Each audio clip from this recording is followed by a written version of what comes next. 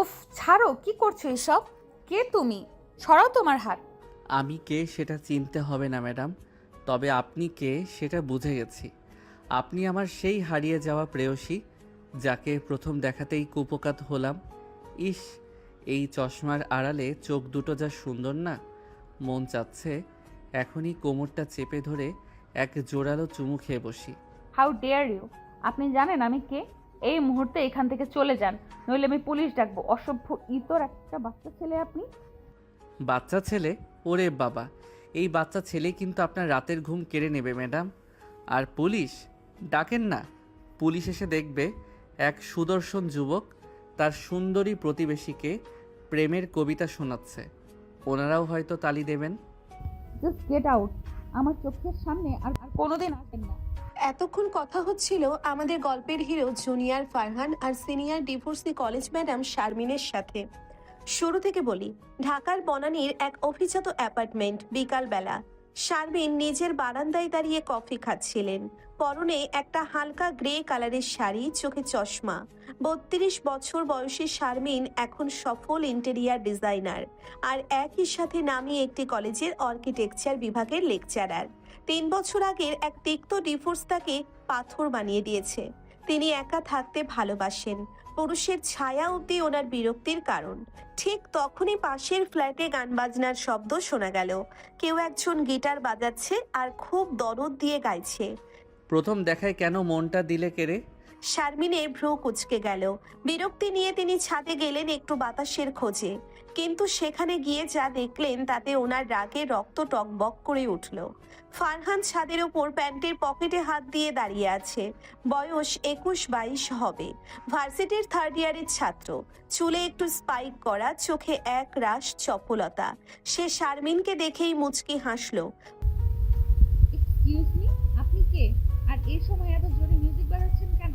এটা কি কোনো পাবলিক পার্ক? ফারহান শারমিনের খুব কাছে এগিয়ে এসে চোখে সরাসরি চোখ রেখে বলে, আসসালামু আলাইকুম সুন্দরী তমা, আমি ফারহান। আপনাদের পাশের ফ্ল্যাটে আজই শিফট করেছি। মিউজিক তো আমার হার্টবিট, ওটা জোরেই বাজে। আর আপনি আপনি কি এই ফ্ল্যাটের ডন, নাকি পাড়ার সব ছেলেদের ক্রাশ? Mind your language. আমি শারমিন চৌধুরী, আপনার বয়সে অনেক বড় হব। আর আমি এই কলেজের টিচার। আদব কায়দা শেখেননি? ফারহান হঠাৎ এক ঝটকায় শারমিনের খুব কাছে চলে এলো। শারমিন পেছাতে গিয়ে ছাদের রেলিংয়ে পিঠ ঠেকে গেল। ফারহান ২ হাত দিয়ে রেলিং ধরে শারমিনকে মাঝখানে আটকে ফেললো। তারপর তার সাথে ফ্ল্যাটিং শুরু করলো। শারমিন আহত কণ্ঠে কথা বদলে থাকলো। তারপর ফারহান নিচু স্বরে একদম শারমিনের কানের কাছে এসে আজে বাজে কথা শুরু করলো। শারমিন প্রচন্ড জোরে ফারহানকে ধাক্কা দিয়ে সরিয়ে দিল। ওনার হাত কাঁপছে রাগে। ফারহান একদম শান্তভাবে হাসলো। শারমিন চোখে আগুন নিয়ে তাকে ছাদ থেকে চলে যেতে বলল, কিন্তু সে গেল না। তখন শারমিন নিজেই হনহন করে ছাদ থেকে নেমে এলেন। ওনার বুক ধড়পড় করছে। এত বড় স্পর্ধা এই ছেলের! ওনার মতো একজন গম্ভীর মানুষকে এভাবে হ্যারাস করার সাহস পেল কোথায়? ওদিকে ফারহান ছাদে দাঁড়িয়ে চিকু রিক্সাওয়ালার মতো এক শীষ দিয়ে বলল, ম্যাডাম, কাল তো আপনার ক্লাসে আমার প্রথম দিন, দেখা হবে রণাঙ্গনে। কলেজের করিডোর দিয়ে শারমিন হাঁটছেন। ওনার গম্ভীর রূপ দেখে স্টুডেন্টরা ভয়ে তথস্থ। তিনি ক্লাসরুমে ঢুকলেন। হাজিরা খাতা খুলতেই ওনার নজর আটকালো একটা নামে, ফারহান আহমেদ। শারমিন মনে মনে ভাবলেন, একদম সামনে থেকে সরুন। এটা কিন্তু ক্লাস নিতে নিতে হঠাৎ মাঝখানের বেঞ্চ থেকে কেউ একজন হাত তুলল। ফারহান দাঁড়িয়ে মুচকি হাসল। গুড মর্নিং ম্যাডাম, কাল রাতে ছাদের উপরে দেওয়া আমার অফারটা কি ভেবে দেখেছেন, নাকি আজ ক্লাসের পর আবার ছাদে দেখা হবে? পুরো ক্লাস উত্তেজনায় গুঞ্জন শুরু হলো। বন্ধুরা একে অপরের দিকে তাকাচ্ছে। শারমিন ডেস্কের উপর জোরে চাপ দিয়ে বলল, ফারহান, স্ট্যান্ড আপ। ক্লাসের ভেতরে এসব ফালতু কথা বলার সাহস আপনাকে কে দিয়েছে? এটা কোনো আড্ডার জায়গা না। আপনি কি জানেন আপনার এই বেয়াদবির জন্য আপনাকে কলেজ থেকে রেস্ট্রিক্টেড করা হতে পারে? ফারহান খুব সাবলীলভাবে এগিয়ে এলো শারমিনের টেবিলের কাছে। শারমিন পিছিয়ে যাওয়ার চেষ্টা করলেন, কিন্তু ফারহান টেবিলের ওপর ভর দিয়ে ওনার খুব কাছে গিয়ে নিচু গলায় বলল, রাস্ট্রিকেট করবেন? করেন, তাহলে তো আপনার বাসার সামনে সারা দিন রাত ধর্ণা দিয়ে বসে থাকবো। তখন তো আর আপনার পালানোর পথ থাকবে না। কলেজের ম্যাডাম হিসেবে তো অনেক ঝাড়ি দিলেন, এখন পাশের বাসার ফারহানের চোখে একটু চোখ রাখেন তো। ভয় পাচ্ছেন কেন? আমি ভয় পাই না, আমি ঘৃণা করি আপনার মতো ছেলেদের। ঘৃণা আর ভালোবাসার পার্থক্যটা খুব কম ম্যাডাম। কাল রাতে যখন আপনার হাতটা ধরেছিলাম তখন কিন্তু আপনার হার্টবিট আমি গুনতে পারছিলাম। আপনি যতই লুকান, আপনার এই কঠিন দেয়াল আমি ভেঙেই ছাড়ব। ঠিক তখনই কলেজের প্রিন্সিপাল পাশ দিয়ে যাচ্ছিলেন। শারমিন নিজেকে সামলে নিলেন। ফারহান সিটে গিয়ে বসলো আর চোখ টিপ দিয়ে জেস্চার করলো। শারমিন ক্লাস থেকে বেরিয়ে বাথরুমে গিয়ে মুখে পানি দিলেন। ওনার মাথা ঝিমঝিম করছে। এই ছেলেটা কি পাগল, নাকি ওনার শান্ত জীবনটাকে ধ্বংস করতে এসেছে? বিকেলে শারমিন রিক্সা করে বাড়ি ফিরছিলেন। বনানীর মোড়ে জ্যামে রিক্সা আটকে আছে। রিক্সাওয়ালা কাশিম মামা বিড়ি ধরাচ্ছিলেন। হঠাৎ পাশে একটা নীল রঙের বাইক এসে থামলো। হেলমেট তুলতেই দেখা গেল ফারহানকে। ও রিক্সা মামা, এই ম্যাডামকে নামিয়ে দিন, উনি আমার সাথে বাইকে যাবেন। ওনার নাকি রিক্সায় ধুলোবালি লাগছে। আপনি একটা ছোট লোক কাশেম মামা, একদম রিক্সা থামাবেন না।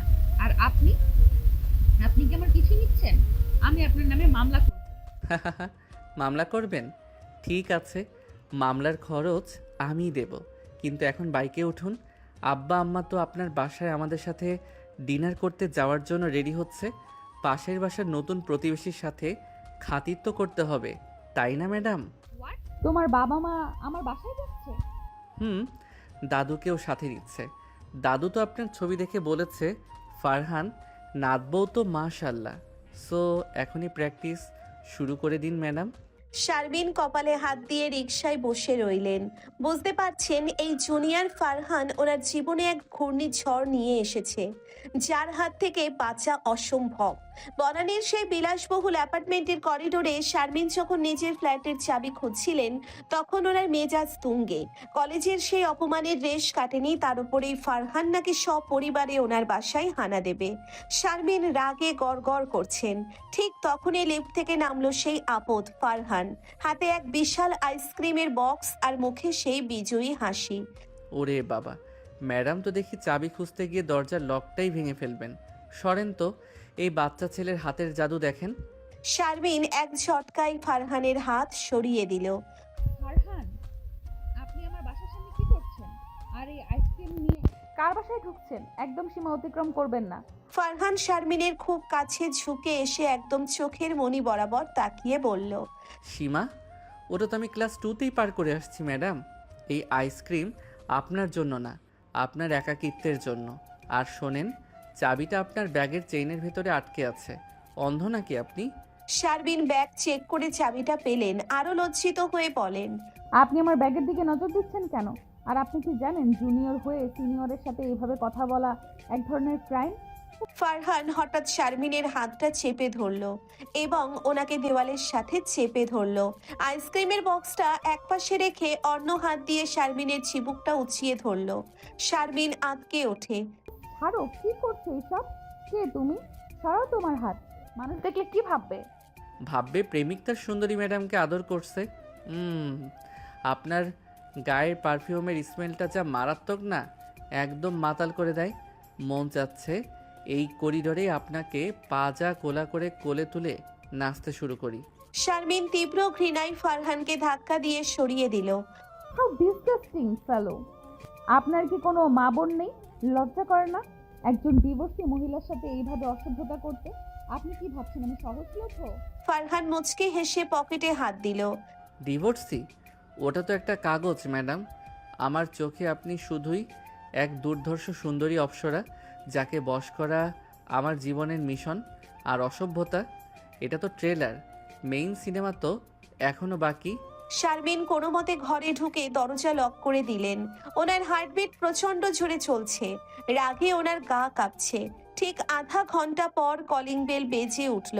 শারমিন ভাবলেন ফারহান বোধহয় আবার বিরক্ত করতে এসেছে। দরজা খুলেই ওনার মুখ শুকিয়ে গেল। সামনে ফারহানের বাবা সোহেল সাহেব, মা রেহানা বেগম আর ফারহানের দাদু, হাতে মিষ্টির প্যাকেট, আর পিছনে ফারহান দাঁড়িয়ে জিভ ভ্যাঙ্কাচ্ছে। মা, শারমিন কেমন আছো? আমরা তো পাশের ফ্ল্যাটে এসেছি, ভাবলাম প্রতিবেশী হিসেবে একটু পরিচিত হয়ে আসি। আমার ছেলে ফারহান তো তোমারই কলেজের স্টুডেন্ট, ওই বলল তোমার কথা। শারমিন কৃত্রিম হাসি মুখে ফুটিয়ে বলে। ও আসুন, ভেতরে আসুন, আমি আসলে একটু টায়ার্ড। ড্রয়িং রুমে সবাই বসলো। ফারহান একদম সোফায় শারমিনের গা ঘেঁষে বসলো। শারমিন অস্বস্তিতে সরে যেতে চাইলেন, কিন্তু ফারহান ওনার শাড়ির আঁচলটা আলতো করে নিজের হাতের নিচে চাপা দিয়ে রাখলো, যাতে শারমিন উঠতে না পারেন। দাদু চশমা ঠিক করে বলে। ওরে ফারহান, ম্যাডাম তো মাশাল্লাহ হুরপড়ি, ওনার ডিজাইন করা ঘরগুলো তো চমৎকার। শারমিন মা, আমার এই পাদর নাতনিটা তোমার কলেজে খুব জ্বালায় নাকি? শারমিন রাগের চোটে ফারহানের দিকে তাকিয়ে বলে। জি দাদু, আপনার নাতি আদব কায়দা একদমই জানে না, ক্লাসে ও খুব ডিস্টার্ব করে। আমি ভাবছি ওকে প্রিন্সিপালের কাছে রিপোর্ট করব। ফারহান সবার সামনে হঠাৎ শারমিনের হাতে চিমটি কেটে। আরে না দাদু, ম্যাডাম তো আমাকে খুব আদর করেন। কালকেও তো ছাদে আমাকে ডেকে নিয়ে অনেক কথা বললেন, তাই না ম্যাডাম? শারমিন চোখ বড় বড় করে। ফারহান, তুমি মিথ্যা বলছো কেন? আমি তোমাকে ছাদে রেখেছি। আরে ঠিক আছে ঠিক আছে, ফারহান একটু চঞ্চল। শারমিন মা, তুমি কিছু মনে করো না, ও তোমাকে বোন বা ম্যাডাম হিসেবে খুব শ্রদ্ধা করে। ফারহান বিড়বিড় করে শারমিনের কানে। শ্রদ্ধা? ধুর, শ্রদ্ধা করার জন্য তো হুজুর আছে। আমি তো আপনাকে জয় করতে আসছি সুন্দরী। নাস্তা খাওয়ার সময় জঘন্য কাণ্ড ঘটলো। ফারহান টেবিলের নিচ দিয়ে নিজের পা দিয়ে শারমিনের পায়ে সুরসুরি দিতে শুরু করলো। শারমিন গরম চা হাতে নিয়ে বসেছিলেন, ওনার পা সরানোর জায়গা নেই। ওনার মুখে এখন কালবৈশাখী ঝড় বইছে। ফারহান, তোমার পা সরাও, আমি শুধু এখন সবার সামনে চিৎকার করব। ফারহান একদম স্বাভাবিক মুখে মিষ্টি চিবোতে চিবোতে বলে। ম্যাডাম, মিষ্টিটা খুব দারুণ। আপনি একটা মুখে দিন তো। এই যে, আমার হাত থেকেই নিন। ফারহান একটা রসগোল্লা নিয়ে সরাসরি শারমিনের মুখের সামনে ধরলো। শারমিনের বাবা মা, যারা এখন গ্রামে থাকেন কিন্তু ভিডিও কলে ছিলেন, স্ক্রিনে এই দৃশ্য দেখে অবাক হয়ে যান। শারমিন মানসম্মান বাঁচাতে বাধ্য হয়ে ফারহানের হাত থেকে মিষ্টিটা খেলেন। ফারহান সুযোগ বুঝে ওনার ঠোঁটের কোণে আঙ্গুল দিয়ে একটু মুছে দিয়ে বলল। মিষ্টির চেয়েও আপনার রাগটা বেশি মিষ্টি। শারমিন রাগে ফেটে পড়ছিলেন। সবাই চলে যাওয়ার পর তিনি ফারহানকে দরজার আড়ালে টেনে নিয়ে গেলেন। আমি কিন্তু এখন সবার সামনে চিৎকার করব। ফারহান, এটাই শেষবার। আমার ফ্যামিলির সামনে বা আমার ফ্ল্যাটে আর কোনো দিন পা রাখবে না। আমি তোমাকে ঘেন্না করি, তোমার মতো নোংরা মানসিকতার ছেলে আমি জীবনে দেখিনি। ফারহান দেওয়ালে হাত রেখে শারমিনকে ঘিরে ফেলল। ঘৃণা করুন ম্যাডাম, আরও ঘৃণা করুন। ঘৃণার আগুন থেকেই তো প্রেমের ফুল ফোটে। কাল কলেজে দেখা হবে। আপনার লাল শাড়িটা পরবেন কিন্তু, আমার খুব প্রিয়। ফারহান শীষ দিতে দিতে নিজের ফ্ল্যাটে ঢুকে গেল। শারমিন সোফায় ধপাস করে বসে পড়লেন। ওনার শান্ত একাকী জীবনে এই জুনিয়র ফারহান এক আতঙ্কের নাম হয়ে দাঁড়িয়েছে। না আছে ভালোবাসা, না আছে মায়া, আছে শুধু ফারহানের জোরপূর্বক রোম্যান্স আর শারমিনের অসহ্য বিরক্তি। সকালের কড়া রোদ বনানীর অ্যাপার্টমেন্টের জানালায় আছড়ে পড়ছে। শারমিন আয়নার সামনে দাঁড়িয়ে নিজের সাজ ঠিক করছেন। কাল রাতের সেই অপমানের কথা মনে পড়লে ওনার গায়ের রক্ত এখনো হিম হয়ে যাচ্ছে। ফারহানের মতো একটা পিচ্ছি ছেলে ওনার পায়ের পাতায় স্পর্শ করার সাহস পায় কোত্থেকে? শারমিন আজ একটা গাঢ় নীল রঙের ফর্মাল কামিজ পরেছেন। চোখে চশমাটা একটু টেনে নিলেন যাতে ওনার গাম্ভীর্য আরো ফুটে ওঠে। মনে মনে শপথ নিলেন আজ কলেজে ফারহান যদি একটা শব্দও করে তবে তাকে সোজা সাসপেন্ড করার ব্যবস্থা করবেন। শারমিন নিজের গাড়ি স্টার্ট দিয়ে কলেজের গেটে পৌঁছতেই দেখলেন একদল স্টুডেন্ট জটলা পাকিয়ে আছে। মাঝখানে দাঁড়িয়ে ফারহান, ওনার হাতে একটা গিটার আর পরনে কলেজের ইউনিফর্ম থাকলেও বোতামগুলো খোলা। শারমিন গাড়ি থেকে নামতেই ফারহান গিটারের তারে একটা ঝংকার তুলল। গুড মর্নিং ডার্লিং ম্যাডাম, আজ নীলপরীর মতো লাগছে আপনাকে। নীল রঙে তো বিষ থাকে, আপনার মনেও কি আজ বিষ জমে আছে আমার জন্য? ফারহান, লিমিট ক্রস করবেন না। স্টুডেন্টদের সামনে এসব কি হচ্ছে? নিজের ক্লাসে যান, নইলে এক্ষুনি আপনাকে গার্ড দিয়ে বের করে দেব। ফারহান গিলটি হাসিতে এক পা এগিয়ে এলো। বের করে দেবেন? ওরে বাবা, ম্যাডামের হুকুম তো শিরোধার্য, কিন্তু আগে এই নীল অপ্সরার একটু প্রশংসা তো করে নেই। ছেলেরা, দেখছিস তো, আমাদের ম্যাডাম যদি একবার হাসেন তবে পুরো কলেজের রেজাল্ট গোল্ডেন A+ হয়ে যাবে। ফারহান গিলটি হাসিতে এক পা এগিয়ে এলো। আশেপাশের স্টুডেন্টরা ফিসফিস করে হাসতে লাগলো। শারমিন অপমানে নীল হয়ে দ্রুত নিজের চেম্বারের দিকে হাঁটতে লাগলেন। ওনার পিছু পিছু ফারহানও করিডোরে ঢুকে পড়ল। করিডোরটা তখন একদম ফাঁকা। শারমিন নিজের রুমের দরজায় চাবি দিতেই ফারহান পেছন থেকে ওনার কোমরে হাত দিয়ে একদম দেওয়ালের সাথে চেপে ধরলো। উফ, ছাড়ো, কি করছো এসব? কে তুমি? সরাও তোমার হাত। ক্লাসের ভেতরেই কি তোমার লজ্জা নেই? কেউ দেখে ফেললে আমার সম্মান কোথায় থাকবে? ফারহান শারমিনের কানের লতিতে ঠান্ডা নিঃশ্বাস ফেলে বলে, সম্মান? ওটা তো আপনার গাম্ভীর্যের আড়ালে চাপা পড়ে আছে। আমি তো আপনার ভেতরের সেই মানবীকে খুঁজছি যে 3 বছর ধরে পাথর হয়ে আছে। সরাবো না হাত, বরং মন চাচ্ছে এই নরম কোমরটা জড়িয়ে ধরে আপনাকে কলেজের ছাদের দিকে নিয়ে যাই। কি যাবেন নাকি আমার সাথে মেঘের দেশে? শারমিন তীব্র ঘৃণায় ফারহানের হাত সরিয়ে দিয়ে এক চর বসিয়ে দিলেন ওর গালে। Stop it! আপনি একটা জানোয়ার। আপনার মতো জুনিয়র স্টুডেন্ট আমার পায়ের যোগ্যও না। আমার ডিভোর্স হয়েছে বলে কি আপনি ভাবছেন আমি আপনার কামনার বস্তু? Get out! আমার চোখের সামনে থেকে এখনই দূর হন। ফারহান গালে হাত দিয়ে কিছুক্ষণ স্তব্ধ হয়ে তাকিয়ে রইল। তারপর এক পৈশাচিক হাসি দিয়ে ওনার লাল হয়ে যাওয়া গালটা নিজেই ঘষল। ওর চোখে কোনো অপরাধ বোধ নেই, বরং এক ধরনের জেদ কাজ করছে। চটটা বেশ জোরেই লেগেছে ম্যাডাম, কিন্তু এই ব্যথাই আমাকে আরও পাগল করে দিচ্ছে। ঘৃণা যত বেশি হবে আদরের তীব্রতাও তত বাড়বে। মনে রাখবেন শারমিন, আপনি আমার শিকার। আজ লাঞ্চ ব্রেকের সময় ক্যান্টিনে আপনার জন্য একটা সারপ্রাইজ আছে, মিস করবেন না যেন। শারমিন নিজের রুমে ঢুকে দরজা লক করে কাঁপতে লাগলেন। ওনার কান্না পাচ্ছে না, বরং এক ধরনের বিতৃষ্ণা হচ্ছে নিজের ওপর। কেন তিনি এই আপদকে থামাতে পারছেন না? কিছুক্ষণ পর ওনার বান্ধবী এবং সহকর্মী তন্নি ম্যাডাম ওকে রুমে ঢুকলেন। তন্নি শারমিনের ফ্যাকাশে মুখ দেখে অবাক হলেন। কী রে শারমিন, তোর কি শরীর খারাপ? আর ওই ফারহান ছেলেটা তোকে নিয়ে ক্যান্টিনে কী সব বলছে শুনলাম। সবাই তো হাসাহাসি করছে। তন্নি, এই ছেলেটা একটা সাইকো। ও আমাকে প্রতিটা মুহূর্তে টর্চার করছে। আমি বুঝতে পারছি না ওকে কিভাবে হ্যান্ডেল করব। ও আমাকে সবার সামনে অপমান করছে। তন্নি একটু রহস্যময় হেসে বলে, অপমান নাকি অন্য কিছু? শোন, ছেলেটা কিন্তু দেখতে জবরদস্ত, আর বয়সের পার্থক্য তো এখনকার যুগে কোনো ব্যাপার না। তুই কি একটু বেশি সিরিয়াসলি নিচ্ছিস? তুমি ওর পক্ষ নিচ্ছ? ও আমার স্টুডেন্ট তন্নি, আর ও ছোট লোক। ও জানে না কিভাবে একজন মহিলার সাথে কথা বলতে হয়। আমি আজই প্রিন্সিপালকে লিখিত অভিযোগ দেব। লাঞ্চ ব্রেকের ঘন্টা পড়ল। শারমিন ইচ্ছে করেই ক্যান্টিনের দিকে যাচ্ছিলেন না, কিন্তু তন্নি ওনাকে জোর করে নিয়ে গেল। ক্যান্টিনে ঢুকতেই দেখলেন সব টেবিল সাজানো, মাঝখানের বড় টেবিলটা খালি রাখা হয়েছে। শারমিন বসতেই ফারহান একটা মাইক্রোফোন হাতে মঞ্চের মতো জায়গায় উঠে দাঁড়ালো। Attention please. আজ আমাদের মাঝে উপস্থিত আছেন আমাদের সবথেকে কঠোর এবং সবথেকে সুন্দরী লেকচারার শারমিন ম্যাডাম।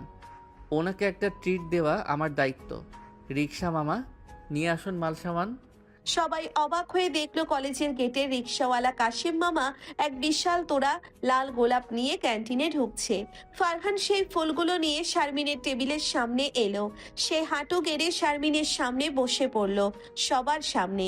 ম্যাডাম, আপনার নীল রঙের সাথে এই লাল গোলাপগুলো একদম মানাবে না, কিন্তু আমার হৃদয় রক্ত দিয়ে রাঙানো এই ভালোবাসা আপনাকে গ্রহণ করতেই হবে। আপনি যতই ঘৃণা করুন, আমি আপনার ছায়া হয়ে থাকব। এই নিন ফুল। সবার সামনে স্বীকার করুন যে আপনি আমাকে একটু হলেও ঘৃণা করতে ভয় পান। শারমিন উঠে দাঁড়িয়ে ডাকে চিৎকার করে, Farhan, this is too much. আপনি কি ভাবছেন এটা কোনো সিনেমা? কাশেম মামা, এই ফুল ডাস্টবিনে ফেলে দিন। আর ফারহান, আপনি এক্ষুনি আমার রুমের সামনে আসবেন। আপনার বাবা মাকে এক্ষুনি ক্লাসে ডাকা হচ্ছে। ফারহান ফুলগুলো শারমিনের কোলের ওপর জোর করে ফেলে দিয়ে বলল, ডাকেন আব্বাকে। উনি তো জানেন ওনার ছেলে যা চায় তা আদায় করেই ছাড়ে। আর শোনেন ম্যাডাম, আপনার এই রাগী চেহারা দেখলে আমার আরও বেশি রোম্যান্স করতে ইচ্ছে করে। ক্যান্টিনে সবাই আছে বলে বেঁচে গেলেন, একা পেলে কিন্তু আজ অন্য কিছু হতো। শারমিন ফুলগুলো মেঝেতে আছাড় দিয়ে পিষে ফেলে গটগট করে বেরিয়ে গেলেন। ক্যান্টিনের স্টুডেন্টরা তখন হৈহুল্লোড় করছে। ফারহান মেঝের পিষ্ট হওয়া ফুলগুলোর দিকে তাকিয়ে হাসলো। ওর কোনো অনুভূতি নেই যে শারমিন কতটা আঘাত পাচ্ছেন। ওর লক্ষ্য কেবল শারমিনের সেই পাথুরে মনটাকে চূর্ণ বিচূর্ণ করা। শারমিন নিজের রুমে গিয়ে কল করে ফারহানের বাবাকে সব জানালেন। সোহেল সাহেব লজ্জিত হয়ে মাপ চাইলেন এবং বললেন তিনি রাতেই ফারহানকে নিয়ে শারমিনের বাসায় আসছেন। শারমিন মনে মনে ভাবলেন আজই এই উপদ্রবের শেষ দেখে ছাড়বেন। কিন্তু ফারহান কি এত সহজে দমে যাওয়ার পাত্র? সন্ধ্যার আকাশটা আজ মনানির ওপরে কেমন যেন গুমোট হয়ে আছে। শারমিন নিজের ফ্ল্যাটের ড্রয়িং রুমে পায়চারি করছেন। ওনার পরনে একটা সাধারণ সুতির থ্রি পিস, কিন্তু রাগে ওনার কান দিয়ে যেন ধোঁয়া বেরোচ্ছে। ওনার হাতে কলেজের সেই কমপ্লেন লেটারটা, যেটা তিনি আজ সোহেল সাহেব অর্থাৎ ফারহানের বাবার হাতে ধরিয়ে দেবেন বলে ঠিক করেছেন। ঠিক রাত 8টায় কলিং বেল বাজলো। শারমিন সজোরে দরজা খুললেন। সামনে সোহেল সাহেব মাথা নিচু করে দাঁড়িয়ে আছেন, পাশে রেহানা বেগম, আর তাদের পেছনে ফারহান। আজ ওর পরনে একটা পাড়াতো মাস্তানের মতো হাফ হাতা শার্ট, চোখে মুখে সেই চিরচেনা শয়তানি হাসি। Good evening madam. আজ তো দেখি ড্রয়িং রুমে বিশ্বযুদ্ধের আয়োজন করে রাখছেন। লাল কার্পেট বিছাইতেন। আমি তো আপনার স্পেশাল গেস্ট। শারমিন সোহেল সাহেবকে উদ্দেশ্য করে বলল, সোহেল সাহেব ভেতরে আসুন, আর আপনার এই গুন্ডা ছেলেকে বলুন গেটের বাইরে দাঁড়িয়ে থাকতে। আমার ড্রয়িং রুমের বাতাস ও মা শারমিন, আমি সত্যিই লজ্জিত। ফারহান আজ কলেজে যা করেছে তা ক্ষমার অযোগ্য। ফারহান, ভেতরে আয়, আর ম্যাডামের পায়ে ধরে ক্ষমা চা। ফারহান সোফায় ধপাস করে বসে পড়ে পা নাচাতে নাচাতে বলল, পায়ে ধরবো? ওরে বাবা, ম্যাডামের পা তো অনেক উঁচুতে, আমার হাত পৌঁছাবে না। আর মাপ চাওয়ার কি আছে? আমি তো ওনাকে ফুল দিয়েছি, বোমা তো দেইনি। আব্বা, তুমি কি জানো ম্যাডাম ওই ফুলগুলো কেমন করে লাথি দিয়ে পিষে ফেলেছেন? একদম ডাইনোসর স্টাইলে। অসভ্য এবং বিকারগ্রস্ত ছেলে। সোহেল সাহেব, দেখুন আপনার ছেলের নমুনা। ও আমাকে সবার সামনে অপমান করেছে, করিডোরে আমার গায়ে হাত দিয়েছে। আমি যদি আজ থানায় ডায়েরি করি তবে ওর ক্যারিয়ার শেষ হয়ে যাবে। মা শারমিন, মেরো না বাবা। ও ছোট মানুষ, মাথা গরম করে ফেলেছে। ওদের তোমাকে খুব পছন্দ করে। পছন্দ? এটাকে পছন্দ বলে? এটাকে হ্যারাসমেন্ট বলে চাচি। ও আমার স্টুডেন্ট, আমার জুনিয়র। ও সাহস কি করে আমার কোমরে? উফ, ছাড়ো, কি করছো এসব? এই কথাগুলো আমাকে বারবার বলতে হচ্ছে কেন? ফারহান হঠাৎ উঠে দাঁড়িয়ে শারমিনের একদম সামনে গিয়ে বুক চিতিয়ে দাঁড়ালো। হ্যারাসমেন্ট? ম্যাডাম, আপনার যদি সাহস থাকে তবে সবার সামনে সত্যিটা বলেন তো। আমি যখন আপনাকে দেয়ালের সাথে চেপে ধরছিলাম তখন কি আপনার একটু ভালো লাগেনি? আপনার চোখ তো অন্য কথা বলছিল। শারমিন প্রচন্ড জোরে এক চড় মারতে গেলেন, কিন্তু ফারহান মাঝপথেই ওনার কবজি চেপে ধরলো। আপনি আপনি আমার হাত ছাড়ুন। সোহেল সাহেব দেখছেন ও সবার সামনে কি করছে। ফারহান হাতের মুঠো আরো শক্ত করে শারমিনের কানের কাছে মুখ নিয়ে বলে, হাত সরাবো না ম্যাডাম। আপনি যতবার চর মারবেন আমি ততবার আপনার আরও কাছে আসব। আব্বা, তোমরা যাও তো, আমি ম্যাডামের সাথে একটু প্রাইভেট মিটিং করি। ওনার রাগ না কমালে তো উনি ডিনার করাবেন না। ফারহান, এই মুহূর্তে হাত ছাড়। তুই কি পাগল হয়ে গেছিস? ফারহান হাসতে হাসতে হাত ছাড়লো। পাগল তো অনেক আগেই হয়েছে আব্বা। এই ম্যাডাম যখন ক্লাসে গম্ভীর হয়ে চশমা ঠিক করেন তখনই আমার হার্ট ফেল হওয়ার অবস্থা হয়। আচ্ছা ঠিক আছে, রাগ কমানোর জন্য আমি আজ আপনাদের সবাইকে শরবত বানিয়ে খাওয়াবো। ম্যাডাম, রান্নাঘর কোন দিকে? আমি জানি আপনি আমাকে রান্নাঘরে একা পেলে হয়তো খুন্তি দিয়ে মারবেন, কিন্তু আমি রিস্ক নিতে রাজি। ফারহান গটগট করে রান্নাঘরে ঢুকে গেল। শারমিন সোফায় বসে ফুঁসছেন। সোহেল সাহেব আর রেহানা বেগম ওনাকে শান্ত করার চেষ্টা করছেন, কিন্তু 5 মিনিট পরেই রান্নাঘর থেকে একটা বিকট শব্দ এলো ঝনঝন করে। শারমিনের প্রিয় ক্রিস্টালের গ্লাসগুলো ভেঙে তছনছ। শারমিন এক দৌড়ে রান্নাঘরে গেলেন। ফারহান, আমার দামি গ্লাসগুলো ভেঙে ফেললে তুমি? তুমি কি আমার জীবনটা ছারখার করতে এসেছো? ফারহান মেঝেতে ভাঙা কাচের ওপর দাঁড়িয়ে নির্বিকার মুখে বলল, আরে ম্যাডাম, কাজ ভাঙলে নাকি কপাল খোলে? আপনার কপাল তো অনেক দিন ধরে বন্ধ, তাই একটু ব্রেক করে দিলাম। আর এই যে আপনার শরবত, আমি এতে প্রচুর নিম পাতা আর লঙ্কা মিশিয়েছি। আপনার মেজাজ তো তেতো, তাই তেতো জিনিসই আপনার জন্য বেস্ট। খান তো এক চুমুক। ফারহান জোর করে এক গ্লাস সবুজ রঙের বিভৎস শরবত শারমিনের মুখের সামনে ধরল। উফ ছাড়ো, কি কর, আমি খাবো না এই বিষ। শারমিন গ্লাসটা সরাতে চাইলেন, কিন্তু ফারহান ওনার ঘাড়ের কাছে হাত দিয়ে মুখটা চেপে ধরল। ফারহান জোর করে এক ঢোক শরবত শারমিনের মুখে ঢুকিয়ে দিয়ে বলে, বিষ না ম্যাডাম, অমৃত। আপনি তো সারাদিন সবাইকে বিষ বাক্য শোনান, আজ একটু নিজের তিতকুটে স্বভাবের স্বাদ নিন। আব্বা দেখো ম্যাডাম কেমন সুন্দর করে শরবত খাচ্ছেন। শারমিন বমি করতে করতে বেসিনের দিকে দৌড়ালেন। ওনার চোখ দিয়ে জল বেরিয়ে গেছে। ফারহান হাসতে হাসতে ড্রয়িং রুমে এসে বসলো। সোহেল সাহেব আর রেহানা বেগম ছেলের কাণ্ড দেখে মাথায় হাত দিয়ে বসে আছেন। ওনারা বুঝলেন ফারহানকে এখানে আনা মানে শারমিনের ঘরটাকে রণক্ষেত্র বানানো। চলেন গো, আজ যাই। ফারহানকে নিয়ে বাসায় গিয়ে আজ ওর পিঠের চামড়া তুলবো। শারমিন মা, আমাদের মাফ করে দাও, আমরা কাল আবার আসবো। ফারহান দরজা দিয়ে বের হতে হতে ফিরে তাকিয়ে বলল, কাল কেন মা? কাল তো আমি ম্যাডামের সাথে রিকশায় কলেজে যাব।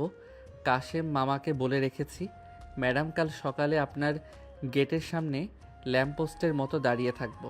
রেডি থাকেন, কিন্তু ওই তেতো শরবতের স্বাদটা মনে রাখবেন। ওটাই আমাদের রোমান্সের প্রথম কিস্তি।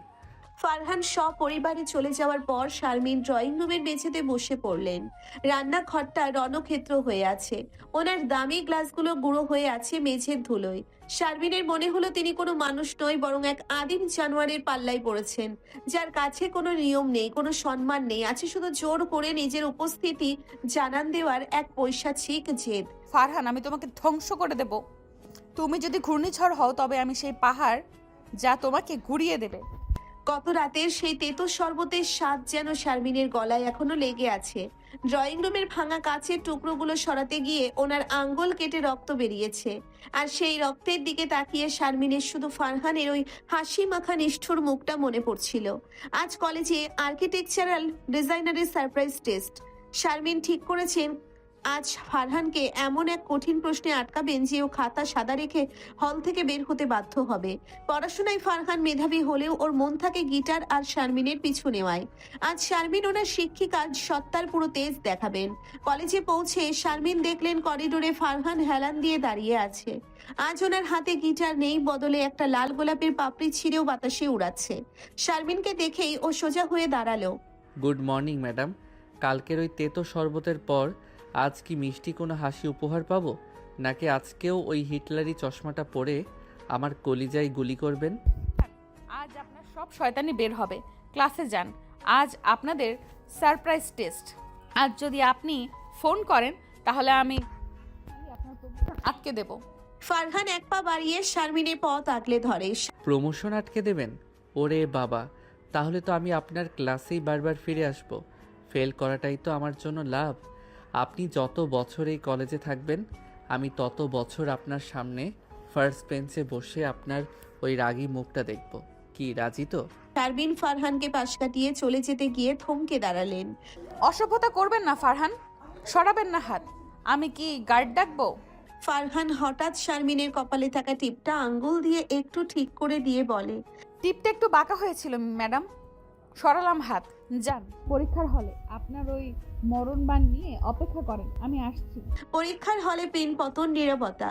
শারমিন গম্ভীর মুখে গার্ড দিচ্ছেন। ফারহান মাঝখানের সারিতে বসে খাতার ওপর পেন ঘষছে না, বরং ও এক দৃষ্টিতে শারমিনের দিকে তাকিয়ে আছে। শারমিন যতবার ওনার দিকে তাকাচ্ছেন ফারহান ততবার একটা চোখের ইশারা করছেন। শারমিন বিরক্ত হয়ে ওনার টেবিলের কাছে গিয়ে দাঁড়ালেন। ফারহান, খাতায় কিছু লিখছেন না কেন? সবার না আপনার খাতা, আমি কি আপনাকে হল থেকে বের করে দেব? ফারহান নিচু স্বরে, যাতে অন্য কেউ না শুনে, বলে, লিখছি তো ম্যাডাম, তবে ডিজাইনের বদলে আপনার চোখের মনির ব্যাসার্ধ মাপছি। ওটা কি কম্পাস দিয়ে মাপা যায়, নাকি ঠোঁটের স্পর্শ লাগে? শারমিন রাগে ফর্সা মুখটা লাল হয়ে গেল। স্টপ ইট, আপনি জাস্ট একটা জানোয়ার। লিখুন, নইলে এক্ষুনি খাতা কেড়ে নেব। আজব, লিখলে লিখবো, না লিখলে নাই। আপনি তার জন্য এমন করতে পারেন না। ঠিক 10 মিনিট পর ফারহান হাত তুলল। শারমিন খাতা নিতে আসতেই ফারহান খাতার নিচে লুকানো একটা ছোট্ট চিরকুট শারমিনের হাতে গুজে দিল। শারমিন চমকে উঠে চিরকুটটা সরিয়ে নিতে চাইলেন, কিন্তু ফারহান ওনার আঙ্গুলগুলো খাতার নিচেই চেপে ধরল। ছাড়ো, কি করছো?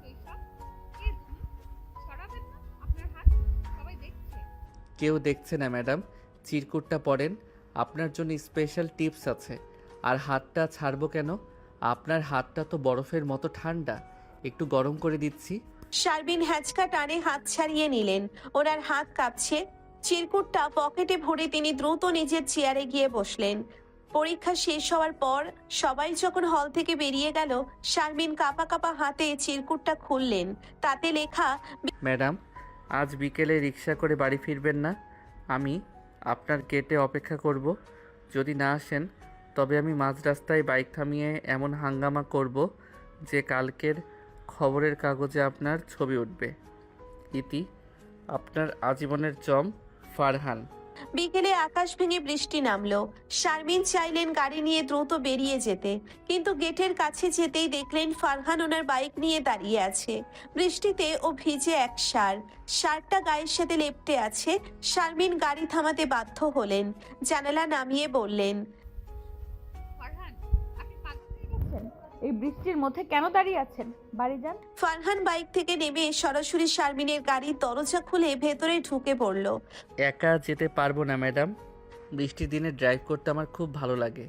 আপনি বরং পেছনের সিটে গিয়ে বসেন, আমি ড্রাইভ করি। ফারহান, বের হন আমার গাড়ি থেকে। আপনি আমার প্রাইভেসি নষ্ট করছেন।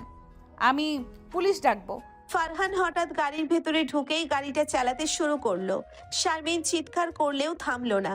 এরপর একটা জঙ্গলের কাছে গিয়ে গাড়ি থামালো, আর এরপর আলো নিভিয়ে শারমিনের খুব কাছে চলে এলো। বৃষ্টির ছাট ওনার চুলে লেগে আছে।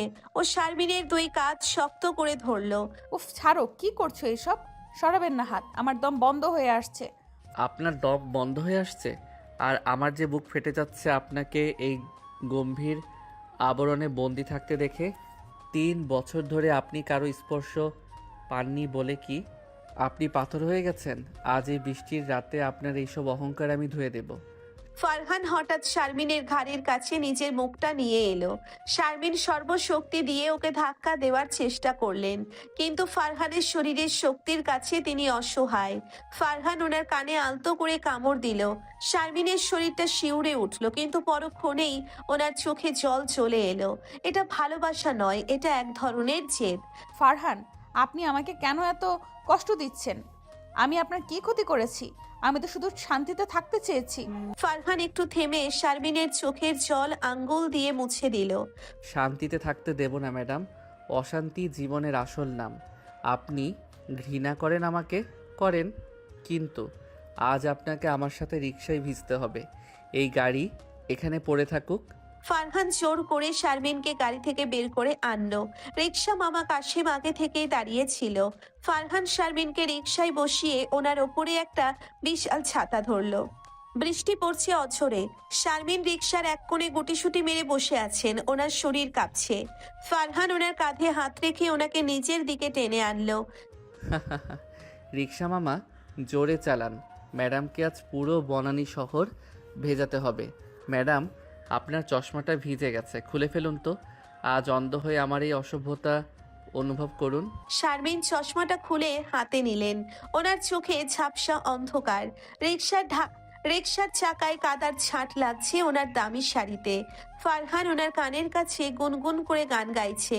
শারমিন বুঝতে পারছেন এই জুনিয়র ছেলেটা ওনার জীবনের সব নিয়ম কানুন ভেঙে তছনছ করে দিচ্ছে। না আছে মুক্তি, না আছে নিস্তার। ফারহানের এই জোরপূর্বক রোম্যান্স এখন ওনার গলার কাটা হয়ে দাঁড়িয়েছে। বৃষ্টির সেই ভেজা রাত শারমিনের শরীরে বিশ্বের মতো কাজ করলো। সারা রাত রিক্সায় ভেজা আর ফারহানের সেই উন্মত্ত আচরণের ধকল সইতে পারল না ওনার শরীর। ভোরের আলো ফুটতেই শারমিন অনুভব করলেন ওনার কপাল আগুনের মতো পুড়ছে। অসহ্য মাথা ব্যথা আর জ্বরের ঘোরে তিনি বিছানায় এপাশ ওপাশ করছেন। বনানীর এই আলিশান ফ্ল্যাটে তিনি একদম একা। কাজের মেয়েটা আসেনি, আর ড্রয়িং রুমে এখনো পড়ে আছে সেই ভাঙা কাচের টুকরোগুলো, ফারহানের তাণ্ডবের স্মৃতি। শারমিন কাঁপা কাঁপা হাতে ফোনটা নিতে চাইলেন কাউকে ডাকার জন্য, কিন্তু ঠিক তখনই কলিং বেল বাজার কর্কশ শব্দ শোনা গেল। একবার, দুইবার, তিনবার, তারপর হঠাৎ নিস্তব্ধতা। শারমিন তা ভাবলেন হয়তো কেউ চলে গেছে, কিন্তু মিনিট দুয়েক পরেই ওনার বেডরুমের দরজা খোলার শব্দ হলো। শারমিন চোখ মেলে ঝাপসা দৃষ্টিতে দেখলেন ফারহান। ওনার হাতে একটা চাবির তোড়া আর একটা বড় টিফিন ক্যারিয়ার। ফারহান, আপনি এখানে কি করছেন? আপনি এখানে কিভাবে? আমার বাসার ডুপ্লিকেট চাবি আপনি কই পেলেন? বের হন এক্ষুনি। ডুপ্লিকেট চাবি? ওটা তো আপনার ব্যাগের পকেট থেকে সরিয়েছিলাম কাল রিকশায় ঘোরার সময়। আপনি তো তখন রাগে আর জ্বরে কাঁপছিলেন, খেয়ালও করেননি। আর বের হব এই অবস্থায় আপনাকে ফেলে গেলে তো যমদূত এসে আপনার সাথে ডেট করবে। ওটা আমি হতে দেব না। শারমিন জোর করে উঠে বসতে চাইলেন কিন্তু মাথা ঘুরে পড়ে গেলেন।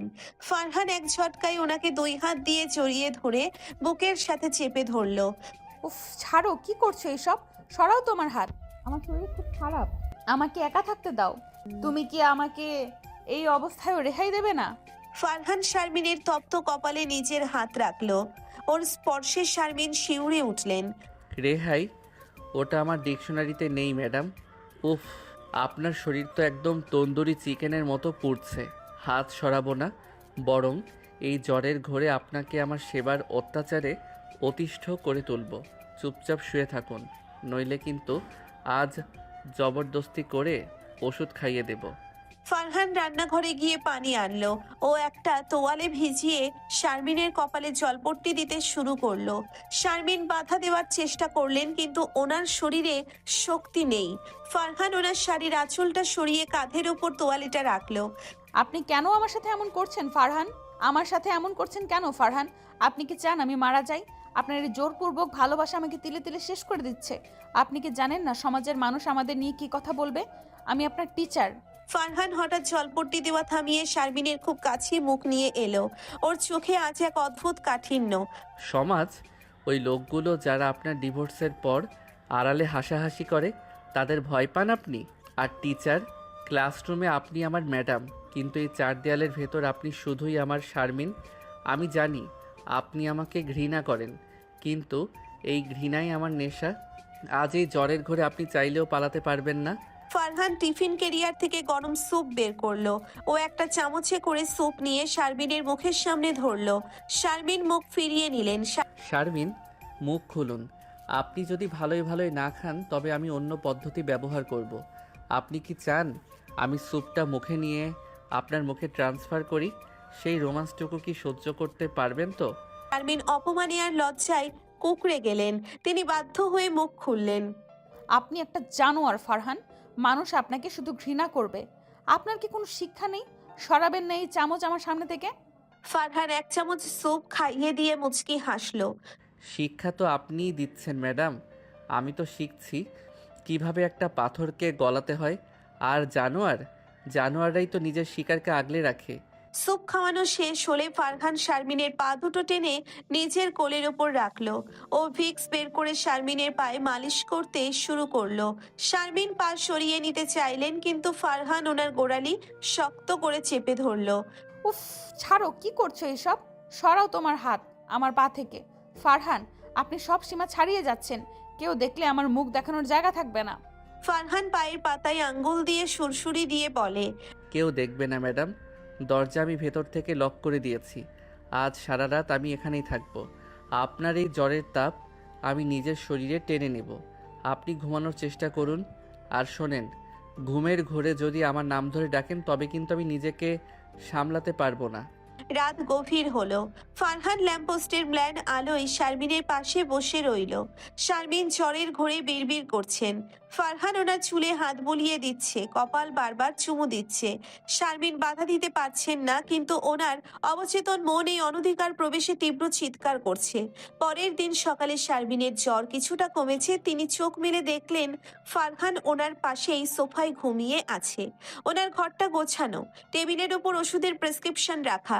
শারমিন বুঝতে পারলেন ফারহান ওনাকে বাঁচিয়ে তুলেছে ঠিকই, কিন্তু ওনার আত্মসম্মানকেও প্রতি মুহূর্তে ক্ষত বিক্ষত করছে।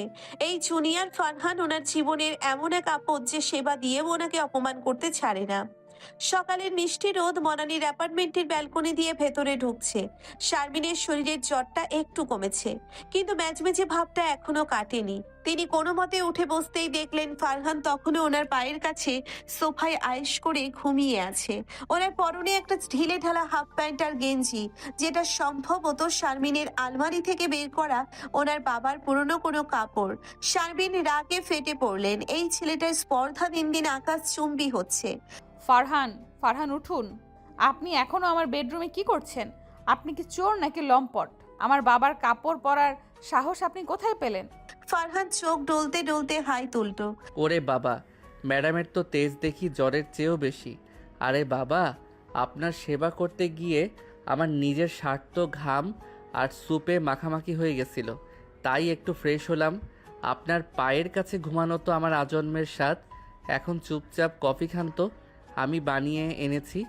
শারমিন কফির মগটা ধাক্কা দিয়ে সরিয়ে দিতে গিয়ে বলে, উফ, ছাড়ো, কি করছো এসব? সরাও তোমার কফি। আমি তোমার হাতের বিষ খাবো না। এক্ষুনি আমার ঘর থেকে বের হয়ে যাও, নইলে আমি চিৎকার করে লোক জড়ো করবো। ফারহান এক ঝটকায় শারমিনের খুব কাছে চলে এলো। ওনার দুই কাঁধ শক্ত করে ধরে বেডরুমের দেওয়ালের সাথে চেপে ধরলো। চিৎকার করবেন? করেন, সবাই এসে দেখবে তাদের সম্মানিতা ম্যাডাম তার জুনিয়র স্টুডেন্টের সাথে হাফ প্যান্ট পরা অবস্থায় এক ঘরে রাত কাটিয়েছে। কার মান সম্মান যাবে বলুন তো, আপনার নাকি আমার? শারমিন অপমানে বোবা হয়ে গেলেন। ওনার চোখ দিয়ে টপ টপ করে জল পড়ছে। ঠিক তখনই ড্রয়িং রুমের মেইন দরজায় একের পর এক বেল বাজার শব্দ হলো। কেউ যেন পাগলের মতো বেল টিপছে। শারমিন আতঙ্কে ফিসফিস করে। ও গড, এই সময় কে? ফারহান, আপনি বাথরুমে লুকান প্লিজ। কেউ দেখলে আমার মরণ হবে।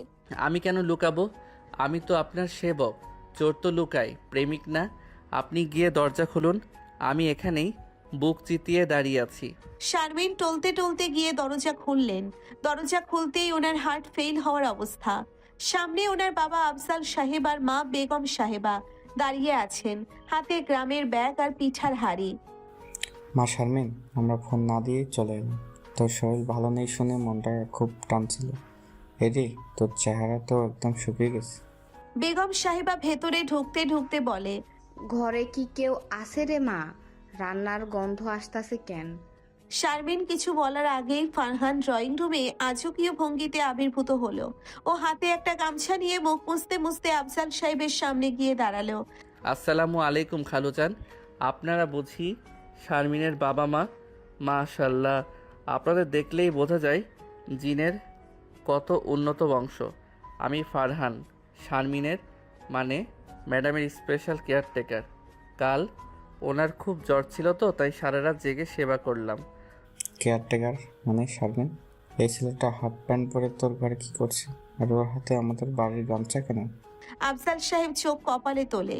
শারমিন মাথা নিচু করে কাঁদতে কাঁদতে বলে, আব্বা, ও আমার স্টুডেন্ট, পাশের বাসায় থাকে।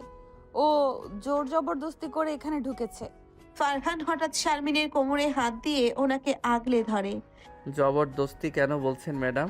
খালুজান, বিশ্বাস করেন, ওনার যখন জ্বরের ঘরে জ্ঞান ছিল না তখন তো আমার হাত ছাড়তেই চাচ্ছিলেন না। শুধু বলছিলেন, ফারহান আমাকে ছেড়ে যেও না। আমি তো মানুষ, তাই মায়ের টানে থেকে গেলাম। ওরে আল্লাহ, এ কি শুনছি! শারমিন, তুই একটা বাচ্চা ছেলের সাথে সারা রাত এক ঘরে ছিলি? আমাদের বংশের মুখে তো চুনকালি মাখালি। চুনকালি কেন খালু আম্মা? বরং শুকরিয়া আদায় করেন যে আমি ছিলাম বলে ওনার সেবা হয়েছে। আর বাচ্চা ছেলে বলছেন কেন? আপনাদের জামাই হওয়ার সব গুণ তো আমার আছে। খালুজান, আপনি বরং তশরিফ রাখেন। আমি আপনাদের জন্য গরম গরম খিচুড়ি রান্না করছি। ম্যাডাম, আপনি আব্বা আম্মার পা ধুয়ে দিন তো, আমি রান্নাঘর সামলাচ্ছি। শারমিন ফারহানকে এক ধাক্কা দিয়ে সরিয়ে দিয়ে বলে, ফারহান, স্টপ ইট। আপনি এক্ষুনি বের হবেন নাকি আমি গলায় দড়ি দেব? আব্বাও মিথ্যা বলছে, ও সাইকো, আমাকে ব্ল্যাকমেল করছে। আফজাল সাহেব রাগে কাঁপতে কাঁপতে ফারহানের দিকে এগিয়ে গেলেন। বের হ বলছি, এক্ষুনি বের হ। তুই আমার মেয়ের ইজ্জত নিয়ে সিনেমনি খেলছিস, আমি পুলিশে খবর দেবো। ফারহান বাবার আঙ্গুলটা আলতো করে নিচে নামিয়ে দিয়ে বলে, পুলিশ ডাকেন না, ওনারা এসে দেখবে শারমিনের ডায়েরিতে আমার নাম লেখা। ওনার ফোনের গ্যালারিতে আমার সাথে তোলা ওনার অগোছালো ছবি আছে, আমি কাল রাতে জোর করে তুলেছি। খালুজান, বয়সটা ছোট হলেও আমার জিদটা কিন্তু বড়। আমি শারমিনকে ছাড়া কাউকে চিনি না। এখন আপনারা যদি এখানে থাকতে চান শান্তিতে থাকেন, নইলে আমি কিন্তু এখনই পাড়ায় ঢোল পিটিয়ে দেব যে আপনাদের মেয়ে আমার সাথে প্রেম করে। শারমিন ড্রয়িং রুমের মেঝেতে ধপাস করে বসে পড়ল। ওনার বাবা মা পাথর হয়ে দাঁড়িয়ে আছেন। ফারহান সেজ দিতে দিতে রান্নাঘরে ঢুকে গেল। বেগম সাহেব মাথায় হাত দিয়ে ডুকরে কেঁদে উঠলেন। কি করছো এসব? কেন আমার জীবনটা এমন নরক বানিয়ে দিলে ফারহান? কেন? রান্নাঘর থেকে ফারহানের গলা শোনা গেল। ম্যাডাম, নরক থেকেই তো স্বর্গের সিঁড়ি বের হয়। লবণটা কোথায় রেখেছেন?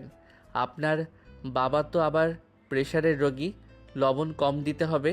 শারমিন বুঝতে পারলেন এই জুনিয়র ফারহান ওনার জীবনের সব থেকে বড় অভিশাপ হয়ে ওনার ঘরে ঘেরে বসেছে।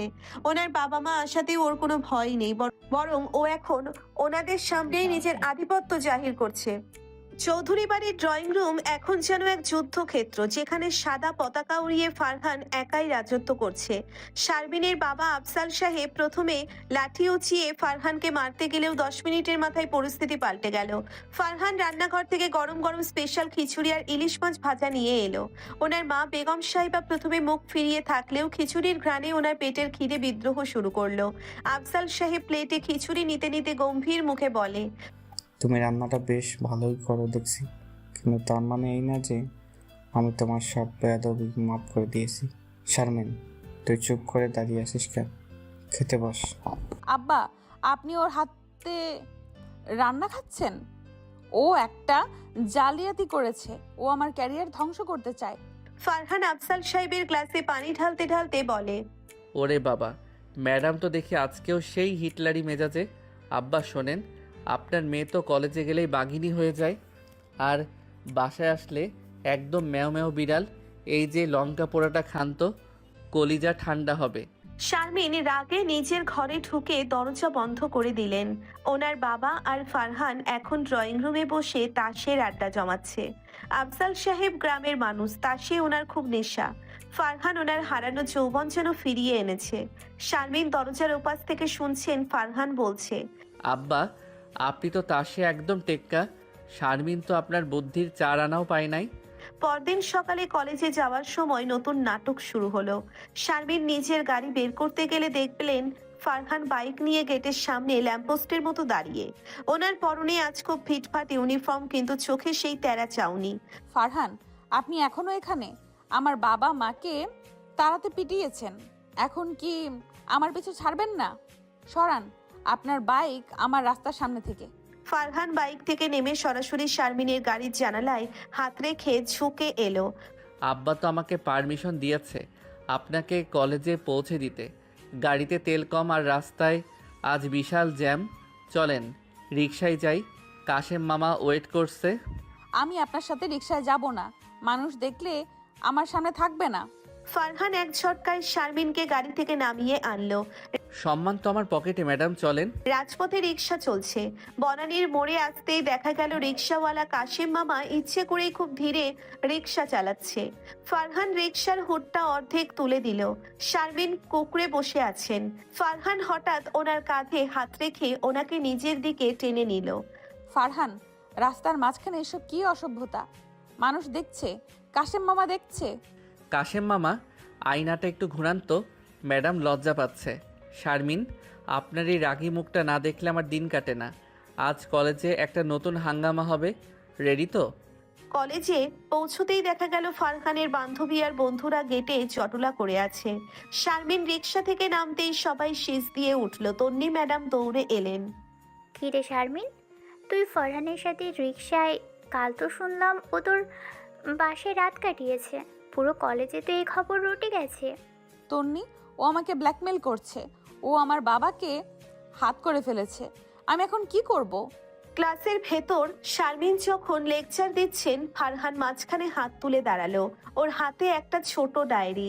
ম্যাডাম, আপনার চশমাটা আমার পকেটে রয়ে গেছে, এই যে নিন। ম্যাডাম, ডিজাইনের এই পার্টটা তো বুঝতে পারছি না, আপনি কি একটু কাছে এসে হাত ধরে শিখিয়ে দেবেন?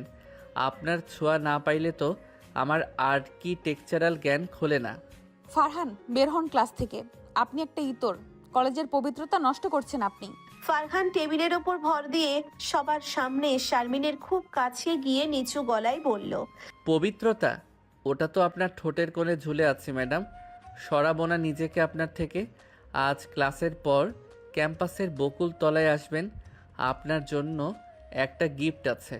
না আসলে কিন্তু কালকের খবরের কাগজে আপনার আর আমার ওই অগোছালো ছবিটা ছাপিয়ে দিব। শারমিন ক্লাস থেকে বেরিয়ে বাথরুমে গিয়ে টুকরে কেঁদে উঠলেন। ওনার শান্ত জীবনে এই জুনিয়র ফারহান এক বিভীষিকা হয়ে দাঁড়িয়েছে। না আছে মুক্তি, না আছে নিস্তার। রাস্তায় ফারহানের জবরদস্তি, বাসায় বাবার সাথে ফারহানের দোস্তি, সব মিলিয়ে শারমিন এখন নিজের ঘরেই পরবাসী। কলেজের বকুলতলাটা আজ এক অদ্ভুত থমথমে নিস্তব্ধতায় ঢাকা। বিকেলে যখন ক্লাস শেষ হলো, শারমিনের খুব ইচ্ছে ছিল পেছনের গেট দিয়ে পালিয়ে যেতে, কিন্তু ফারহানের সেই অগোছালো ছবি ভাইরাল করার হুমকি ওনাকে পাথরের মতো আটকে দিল। শারমিন কাপা পায়ে বকুলতলায় গিয়ে দাঁড়ালেন। ওনার পরনে আজ একটা ধূসর রঙের জামদানি, চোখে জল টলমল করছে রাগে আর অপমানে। দূর থেকে দেখলেন ফারহান একটা রিকশায় চড়ে আসছে, হাতে একটা মখমলের ছোট্ট বাক্স। ফারহান রিকশা থেকে এক লাফে নেমে শারমিনের সামনে গিয়ে দাঁড়ালো। ওরে বাবারে, ধূসর রঙে তো আপনাকে একদম মেঘবতী লাগছে। দেরি করলেন কেন ম্যাডাম? আমি তো ভাবলাম আপনি বুঝি পুলিশের ভ্যান নিয়ে আমারে অ্যারেস্ট করাইতে আসবেন। ফারহান, আমার ধৈর্য শেষ হয়ে গেছে। আপনি কি চান এই ছবি, এই ব্ল্যাকমেল, এই সব করে আপনি কি প্রমাণ করতে চান? আপনি কি জানেন না আমি আপনাকে এক মুহূর্তের জন্য সহ্য করতে পারছি না? সরাবেন না এই নোংরা ছবিগুলো আপনার ফোন থেকে? ফারহান হঠাৎ শারমিনের খুব কাছে চলে এলো। ওনার বাহাতটা এক ঝটকায় টেনে ধরলো। শারমিন ছাড়িয়ে নেওয়ার চেষ্টা করতেই ফারহান ওনাকে বকুল গাছের গুড়ির সাথে চেপে ধরলো। ছাড়ো। কি কলেজের গার্ডরা দেখলে কি ভাববে? ফারহান, আপনি সব সীমা ছাড়িয়ে যাচ্ছেন। ফারহান পকেট থেকে সেই মখমলের বাক্সটা বের করলো। শারমিনের হাতটা সজোরে মুচড়ে ধরে ওনার অনামিকায় একটা হীরের আংটি পরিয়ে দিতে চাইলো। সীমা, ওটা তো আমি অনেক আগেই কবর দিয়ে আসছি। এই আংটিটা দেখেন ম্যাডাম, এটা আপনার ওই ডিভোর্সের পুরনো শেকল ভাঙার জন্য।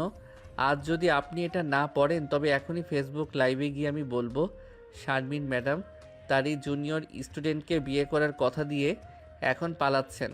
কি পড়বেন নাকি আমি লাইভ শুরু করব? শারমিন চিৎকার করে কাঁদতে শুরু করলেন। আপনি একটা জানোয়ার। আপনি জানেন না আমি কত ঘৃণা করি আপনাকে? আপনার কি লজ্জা করে না একজন বয়সে বড় মহিলার সঙ্গে এইভাবে জোর জবরদস্তি করতে? আমি মরে যাব তবু আপনাকে বিয়ে করব না। ফারহান আংটিটা জোর করে শারমিনের আঙ্গুলে ঢুকিয়ে দিয়ে ওনার চিবুকটা উঁচিয়ে ধরলো। মরতে আমি দেব না ম্যাডাম। আপনাকে তো আমি বাঁচিয়ে রাখতে চাই আমার ওই রাগী শাসনের নিচে। আর ঘৃণা করেন বলেই তো আপনার হার্টবিট এখন আমার আঙ্গুলে ধাক্কা দিচ্ছে। চলেন এখন বাসায়, আব্বা তো কাজী ডাকতে রাজি হয়ে গেছে। শারমিন টলতে টলতে বাসায় পৌঁছালেন। ড্রয়িং রুমে ঢুকে দেখলেন ওনার বাবা আফজাল সাহেব আর ফারহানের বাবা সোহেল সাহেব একসাথে বসে চা খাচ্ছেন আর হাসাহাসি করছেন। সামনে একটা কাজী সাহেব বসে দলিলপত্র নাড়াচাড়া করছেন। মা শারমিন, হায় মা। ফারহান তো সব বুঝিয়ে ফেলেছে। সোহেল সাহেবের ছেলের সাহস দেখে আমি অবাক। ও তো আমাকে বুঝিয়ে দিল যে তোকে আগলে রাখার জন্য ওর মতো একটা টেরা পোলাই দরকার। তুই নাকি রাজি হয়েছিস? আংটি তো দেখি আঙুলে জলজল করছে। আব্বা, আপনিও ওর সাথে মিশে গেলেন? ও আমাকে ব্ল্যাকমেল করছে, ও সাইকো। আব্বা, আপনি ওর আসল রূপ জানেন না। আব্বা দেখেন, শারমিন তো লজ্জায় এসব বলছে। ওনার তো অভ্যাসই হলো আমাকে সবার সামনে পচানো। ম্যাডাম, মিষ্টিটা খান তো, নাকি এখানেও আপনার ওই উফ ছাড়ো গানটা গাইতে হবে? কাজী সাহেব শুরু করেন। শারমিন নিজের ঘরে দৌড়ে গিয়ে দরজা বন্ধ করে দিলেন। ওনার বাবা দরজা ধাক্কাতে লাগলেন, কিন্তু শারমিন মেঝেতে বসে ডুকরে কাঁদতে লাগলেন। ফারহান জানালার উপাস থেকে এক বিশাল লাঠি দিয়ে জানালায় টোকা দিল। ফারহান জানালা দিয়ে মুখ বাড়িয়ে বলে, ম্যাডাম, দরজা বন্ধ করে কি পালানো যায়? আপনার এই ডিভোর্সি জীবনের অন্ধকার আমি আজ ঘুচিয়ে দেব। কাল ভোরে যখন আমরা কলেজে যাব তখন আপনি শুধু আমার ম্যাডাম না, আপনি আমার বউ হিসেবে পরিচয় দেবেন। আর যদি বাধা দেন তবে আপনার ওই অগোছালো ছবিটা কলেজের নোটিশ বোর্ডে টাঙিয়ে দিয়ে আসবো। শারমিন বুঝতে পারলেন এই জুনিয়র ফারহান ওনার জীবনের সব পথ বন্ধ করে দিয়েছে। রাস্তায় কাশেম মামার রিক্সা, কলেজে তন্নি ম্যাডামের হাসি আর বাসায় বাবার অন্ধ সমর্থন, সবই এখন ফারহানের দখলে। শারমিন আয়নার দিকে তাকিয়ে নিজের আঙ্গুলের আংটিটা দেখলেন। ওনার ইচ্ছে করছে ওটা খুলে জানালা দিয়ে ফেলে দিতে, কিন্তু ফারহানের এই পৈশাচিক জেদি হাসি ওনাকে আষ্টে পৃষ্ঠে বেঁধে ফেলেছে। বিকালবেলা বনানীর সেই অভিজাত অ্যাপার্টমেন্টে আছে এক অদ্ভুত থমথমে পরিবেশ। ড্রয়িং রুমে কাজী সাহেব বসে আছেন। সামনে রাখা হয়েছে লাল মখমলের হাতা। আফজাল সাহেব আর সোহেল সাহেব কোলাকুলি করছেন, যেন দুই পুরনো বন্ধু এক মহৎ কাজে হাত দিয়েছেন। কিন্তু ভেতরের ঘরে শারমিন আজ লাল বেনারসি পরে আয়নার সামনে পাথরের মতো বসে আছেন। ওনার চোখে পানি নেই, আছে শুধু তীব্র ঘৃণা আর অসহায়ত্ব। ওনার বান্ধবী রুমকি এসে ওনার মাথায় ঘোমটা টেনে দিল। কি রে শারমিন, শেষ পর্যন্ত জুনিয়র ফারহানের জালে আটকা পড়লি। ছেলেটা কিন্তু মারাত্মক টেরা, তোকে দিয়ে সাইন করিয়েই ছাড়লো। তন্নি, এটা বিয়ে নয়, এটা একটা অপহরণ। ও আমাকে ওই নোংরা ছবি দিয়ে ব্ল্যাকমেল করে কবুল বলাচ্ছে। ও একটা ইতর, একটা বাচ্চা ছেলে। ওদিকে ফারহান আজ ধবধবে সাদা শেরওয়ানি আর পাগড়ি পরে দুলতে দুলতে ভেতরে ঢুকলো। ওর হাতে একটা পান চিবানোর ভঙ্গি করে ও শারমিনের ঠিক পেছনে এসে দাঁড়ালো। তন্নি মুচকি হেসে ঘর থেকে বেরিয়ে গেল। ওরে বাবারে, ম্যাডামকে তো আজ একদম লঙ্কার গুঁড়ো মাখানো রসগোল্লা লাগছে।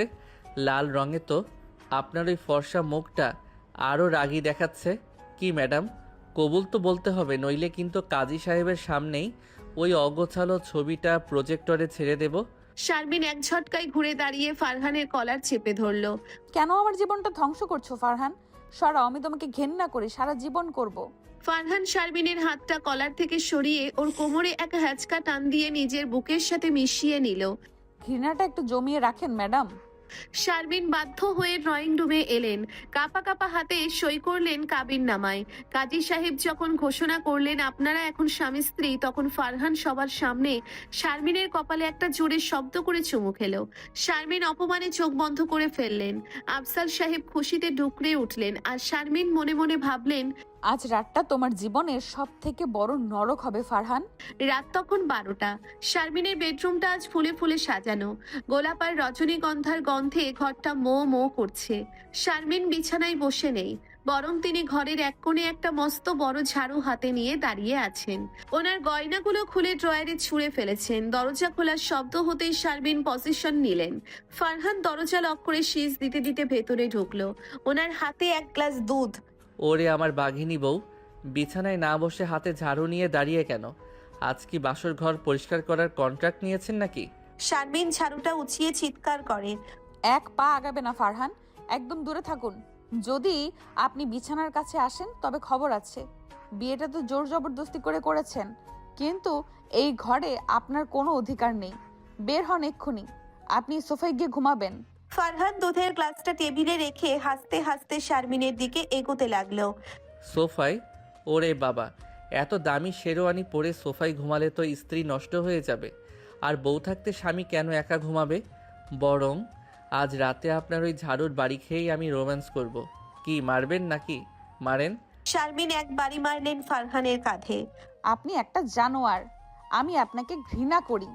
আপনি কি ভাবছেন আমি আপনার সঙ্গে সংসার করব? আমি কালই ডিভোর্সের পেপার রেডি করব। ফারহান ঝাড়ুটা এক টানে কেড়ে নিয়ে শারমিনকে বিছানায় ছুঁড়ে ফেলে দিল। ও নিজেও শারমিনের উপরে ঝুঁকে এলো। ছাড়ো ফারহান, আপনি জোর জবরদস্তি করছেন। আমি চিৎকার করব, আব্বা পাশের ঘরেই আছেন। ফারহান শারমিনের ঠোঁটের ওপর নিজের আঙ্গুল চেপে ধরলো। চিৎকার করেন না, আব্বা তো খুশিতে এখন নাক ডাকিয়ে ঘুমাচ্ছেন। উনি ভাবছেন ওনার মেয়ে এখন বাসর ঘরে সুখী। আর ডিভোর্স, ওটার রাস্তা তো আমি আগেই বন্ধ করে দিছি। আজ রাতে আপনি শুধুই আমার শারমিন। আপনার ওই ম্যাডামগিরি ক্লাসরুমেই রেখে এসেছেন। এখন বলেন, আদরে আদর হবেন নাকি ঝগড়া করে রাত পার করবেন? শারমিন ফারহানের বুকে কিল মারতে লাগলেন, কিন্তু ফারহান ওনার দুই হাত মাথার উপরে সজোরে চেপে ধরলো। ফারহানের চোখের সেই তেরা নেশা শারমিনকে একদম নিস্তেজ করে দিচ্ছে। আপনি খুব খারাপ ফারহান। আপনি একটা বাচ্চা ছেলে হয়ে আমার সাথে এমন নোংরামি করতে আপনার লজ্জা করে না? ফারহান শারমিনের নাকের সাথে নাক ঘষে। লজ্জা? ওটা তো মেয়েদের ভূষণ ম্যাডাম, আমি তো পুরুষ। আর আপনি আমার বিবাহিত স্ত্রী। আজ রাতে আপনার এইসব জেদ আমি ধুয়ে দেব। এই নিন দুধের গ্লাস, অর্ধেক আপনি খাবেন, অর্ধেক আমি, নইলে কিন্তু জবরদস্তি করে আপনার মুখে ঢেলে দিব। শারমিন বাধ্য হয়ে এক চুমুক দুধ খেলেন। ফারহান হাসতে হাসতে বাকিটা খেয়ে গ্লাসটা জোরে ফ্লোরে আছাড় দিয়ে ভেঙে ফেললো, ঠিক যেমন ও প্রথম দিন রান্নাঘরে করেছিল। কাজ ভাঙলে কপাল খুলে ম্যাডাম, আমাদের বাসর ঘরের কপাল তো আজ খুলে গেল। এখন চলেন, আপনার ওই গম্ভীর চশমাটা আমি নিজের হাতে খুলে দেই। আজ শুধু আপনার এই কাজল কালো চোখের মায়ায় আমি ডুব দেব। শারমিন বুঝতে পারলেন এই জুনিয়র ফারহান ওনার জীবনের এমন এক ঝড় যা ওনাকে তছনছ না করে থামবে না। ঝগড়া আর জেদ দিয়ে এই রাতটা শুরু হলেও ফারহানের সেই পৈশাচিক আর তেরা রোম্যান্স শারমিনকে এক অদ্ভুত গোলকধাঁধায় ফেলে দিয়েছে। বাসর ঘরের সেই রজনীগন্ধার তীব্র ঘ্রাণ আজ শারমিনের কাছে বিষের মতো মনে হচ্ছে। খাটের এক কোণে তিনি গুটিসুটি মেরে বসে আছেন, পরনে সেই ভারী লাল বেনারসি। ফারহান তখন শেরওয়ানির বোতামগুলো একে একে খুলছে আর আয়নায় নিজের প্রতিচ্ছবি দেখে বাঁকা হাসছে। শারমিন বারবার দরজার দিকে তাকাচ্ছেন, কিন্তু তিনি জানেন ফারহান ভেতর থেকে ছিটকানি তুলে চাবিটা নিজের পকেটে ভরে রেখেছে। পালানোর কোনো পথ নেই। ফারহান ধীরে ধীরে বিছানার দিকে এগিয়ে এলো, শারমিনের খুব কাছে বসে ওনার ঘোমটাটা এক ঝটকায় সরিয়ে দিল। ওরে বাবারে, ম্যাডাম তো দেখি ভয়ে একদম চুন হয়ে গেছেন। চশমাটা এখনো চোখে কেন? আজ তো পড়ার ক্লাস না, আজ তো প্রেমের প্র্যাকটিক্যাল। শারমিন সজোরে ফারহানের হাত সরিয়ে দিয়ে চিৎকার করে, ফারহান, আমি বলছি একদম কাছে আসবেন না। বিয়ে হয়েছে বলে কি তুমি ভাবছো আমি তোমার দাসী? আমি তোমাকে ঘৃণা করি। ফারহান এক মুহূর্ত সময় না দিয়ে শারমিনের দুই হাত একসাথে মুঠো করে ওনার মাথার ওপর চেপে ধরলো। শারমিন বিছানায় শুয়ে পড়তে বাধ্য হলেন, ওনার ওপর ফারহানের পুরো শরীরের ভার। ঘৃণা? ওই শব্দটা শুনতে শুনতে আমার কান পচে গেছে শারমিন। আজ রাতে আপনার এই ঘৃণা আমি চুষে নেব। আজ এই লাল শাড়িটা ছিঁড়ে ফেলবো যদি আপনি শান্ত না হন। ফারহান জোর করে শারমিনের গলার কাছে নিজের মুখটা নিয়ে এলো। শারমিন ছটফট করছেন, ওনার গয়নাগুলো ওনার গায়ে বিঁধছে। ফারহান ওনার কানের লতিতে কামড় দিয়ে ফিসফিস করে বলল, ম্যাডাম, আপনার শরীরের এই কাঁপুনি কি ঘৃণার নাকি লুকানো কোনো নেশার? আজ সারা রাত আপনাকে আমার এই জবরদস্তির নিচে পিষ্ট হতে হবে। তুমি একটা জানোয়ার ফারহান, সরাও তোমার মুখ, আমি চিৎকার করব। আব্বা, আব্বা বাঁচাও আমাকে। ফারহান শারমিনের ঠোঁটে নিজের আঙ্গুল চেপে ধরে। আব্বা এখন গভীর ঘুমে, আর সারা পাড়া জানে আজ আমাদের বাসর রাত। কেউ আসবে না ম্যাডাম, এখন চুপচাপ আমার এই আদর সহ্য করুন, নইলে কিন্তু আমি আরও হিংস্র হয়ে উঠব। ফারহান জোর করে শারমিনের ঠোঁটে নিচের ঠোঁট চেপে ধরল। শারমিন প্রথমে বাধা দিলেও ফারহানের শক্তির কাছে তিনি পরাস্ত হলেন। ওনার বেনারসির আঁচলটা ফারহান একটানে সরিয়ে দিল। শারমিন বুঝতে পারলেন এই জুনিয়র ছেলেটা ওনার জীবনের সব পর্দা আজ ছিঁড়ে ফেলেছে। রাতভর চলল ফারহানের সেই তেরা রোম্যান্স আর শারমিনের নিষ্ফল প্রতিবাদ। ভোরের আলো যখন ফুটল, শারমিন আয়নায় নিজেকে দেখে শিউরে উঠলেন। ঠোঁট ফোলা, গলায় কালশিটে দাগ আর এলোমেলো শাড়ি। সকাল 8টা। ফারহান ফ্রেশ হয়ে একদম ফিটফাট। ও শারমিনের সামনে একজোড়া নতুন চওড়া লাল পাড়ের শাড়ি আর কপালে বড় একটা সিঁদুর টিপ রাখলো। ম্যাডাম ওঠেন, আজ তো কলেজে যেতে হবে। আর আজ কিন্তু আপনি সাদা শাড়ি পরবেন না, এই লাল শাড়িটা পরবেন। মাথায় ঘোমটা দেবেন আর কপালে এই বড় টিপটা পরবেন। সবাই যেন বোঝে আপনি এখন কার অধিকারে আছেন। আমি কলেজে যাব না, আমি এই সাজে কারোর সামনে মুখ দেখাবো না। তুমি আমাকে মেরে ফেলো ফারহান, তাও আমি এই নাটক করব না। ফারহান শারমিনের চিবুকটা সজোরে চেপে ধরে। নাটক না ম্যাডাম, এটা রিয়ালিটি। আপনি যদি 10 মিনিটের মধ্যে রেডি না হন, তবে আমি আপনার ওই অগোছালো ভিডিওটি কলেজের গ্রুপে আপলোড করে দেব। কি যাবেন তো, নাকি এখানেই আবার শুরু করব? শারমিন বাধ্য হয়ে নববধূর সাজে সাজলেন। কপালে ফারহান জোর করে টিপ পরিয়ে দিয়েছে, হাতে একগুচ্ছ লাল চুড়ি আর পরনে সেই টকটকে লাল শাড়ি। ফারহান ওনাকে বাইকের পেছনে বসিয়ে কলেজের গেটে পৌঁছলো। রিক্সা মামা কাশেম গেটে দাঁড়িয়ে তামাক খাচ্ছিল। ওনারা নামতেই কাশেম মামা হা করে তাকিয়ে রইল। ওরে ও আব্বা, ম্যাডামরে তো আজ চিনতেই পারতাছি না। ফারহান ভাই, আপনি তো দেখি আসমানি হুর নামাইয়া ফেলছেন। ফারহান হাসতে হাসতে শারমিনের কোমরে হাত দিয়ে ওনাকে আগলে ধরে। হ মামা, আজ থেকে ম্যাডাম শুধু আমার, দোয়া কইরেন। শারমিন যখন কলেজের করিডোর দিয়ে হাঁটছিলেন, স্টুডেন্টদের মাঝে যেন ভূমিকম্প শুরু হলো। সবাই গোল হয়ে দাঁড়িয়ে ফিসফিস করছে। তন্নি ম্যাডাম তো নিজের চোখকেই বিশ্বাস করতে পারছেন না। শারমিন, তুই এই সাজে? আর ফারহান তোর কোমর ধরে আছে কেন? তোদের কি সত্যিই বিয়ে হয়ে গেছে? শারমিন মাথা নিচু করে কাঁদতে কাঁদতে বলে। তন্নি, ও আমাকে জোর করে। ফারহান মাঝখানে কথা কেড়ে নিয়ে বলে, জোর কেন বলছেন চান তন্নি ম্যাডাম? আসলে কাল রাতে আমাদের বিয়েটা ঘরোয়াভাবে হয়ে গেছে তো, তাই ও একটু লজ্জিত। আজ কিন্তু কোনো ক্লাস হবে না, আজ মিষ্টি বিতরণ হবে। ম্যাডাম চলেন আপনার রুমে, ওখানে আমাদের আরও কিছু পার্সোনাল সেলফি তোলা বাকি। ফারহান সবার সামনে শারমিনকে পাজা কোলা করে কোলে তুলে নিল। করিডোর ভর্তি স্টুডেন্টরা তখন হাততালি আর শীষ দিচ্ছে। শারমিন অপমানে ফারহানের বুকে মুখ লুকালেন। ফারহান ওনাকে ওনার নিজের চেম্বারে নিয়ে গিয়ে দরজা লক করে দিল। ছাড়ো, কি করছো এসব? কলেজের ভেতরে এসব কি নোংরামি? সবাই কি ভাবছে? ফারহান শারমিনকে টেবিলের ওপর বসিয়ে দিয়ে ওনার খুব কাছে গিয়ে বলে, ভাবছে আমাদের রোমান্সটা কত হট। ম্যাডাম, এখন এই লাল শাড়িটা পরে একটা হাসি দেন তো, নইলে কিন্তু আপনার এই টেবিলের উপরই আমি দ্বিতীয় বাসর শুরু করব। শারমিন বুঝতে পারলেন এই জুনিয়র ফারহান ওনার জীবনের প্রতিটি কণা দখল করে নিয়েছে। কলেজে ওনার গাম্ভীর্য আজ ধুলোয় মিশে গেছে, আর ফারহান বিজয়ী বীরের মতো ওনার উপর রাজত্ব করছে। কলেজের সেই ছোট চেম্বারটা আজ শারমিনের কাছে ফাঁসির মঞ্চের মতো মনে হচ্ছে। বাইরে স্টুডেন্টদের শোরগোল, আর ভেতরে দরজায় পিঠ দিয়ে দাঁড়িয়ে আছে সেই দুর্দান্ত জুনিয়র ফারহান। শারমিন টেবিলের ওপর বসে আছেন, ওনার লাল শাড়ির আঁচলটা মেঝেতে লুটোপুটি খাচ্ছে। ওনার ফর্সা কপালে সেই বড় লাল টিপটা ঘামে একটু লেপটে গেছে, আর চোখের কাজল কান্নায় মাখামাখি। ফারহান ধীরে ধীরে এগিয়ে এলো। ওনার হাতের তামাকের গন্ধ আর পারফিউমের তীব্র সুবাস শারমিনের নাসারন্ধ্রে আঘাত করছে। ফারহান, লিমিট ক্রস করো না। বাইরে স্টুডেন্টরা আছে, তন্নি আছে।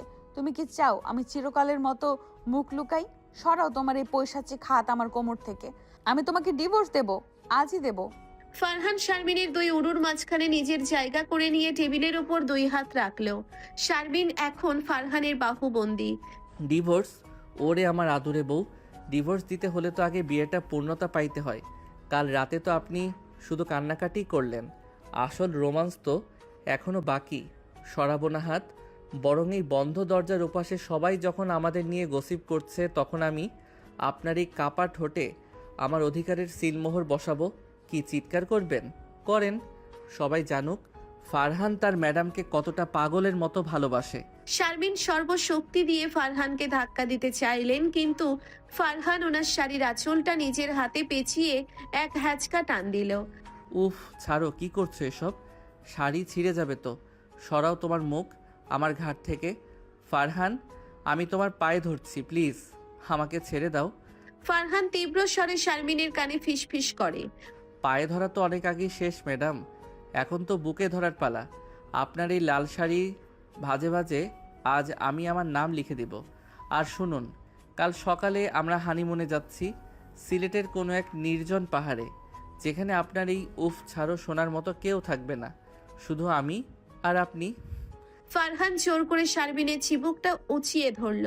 শারমিন চোখ বন্ধ করে ফেললেন। ওনার চোখের জল ফারহানের আঙ্গুল এসে পড়ল। ফারহান সেই জলটুকু চেটে নিয়ে এক পৈশাচিক তৃপ্তিতে হাসলো। ওনার হাতে এখন শারমিনের পিঠের ব্লাউজের ফিতা নিয়ে খেলা করছে।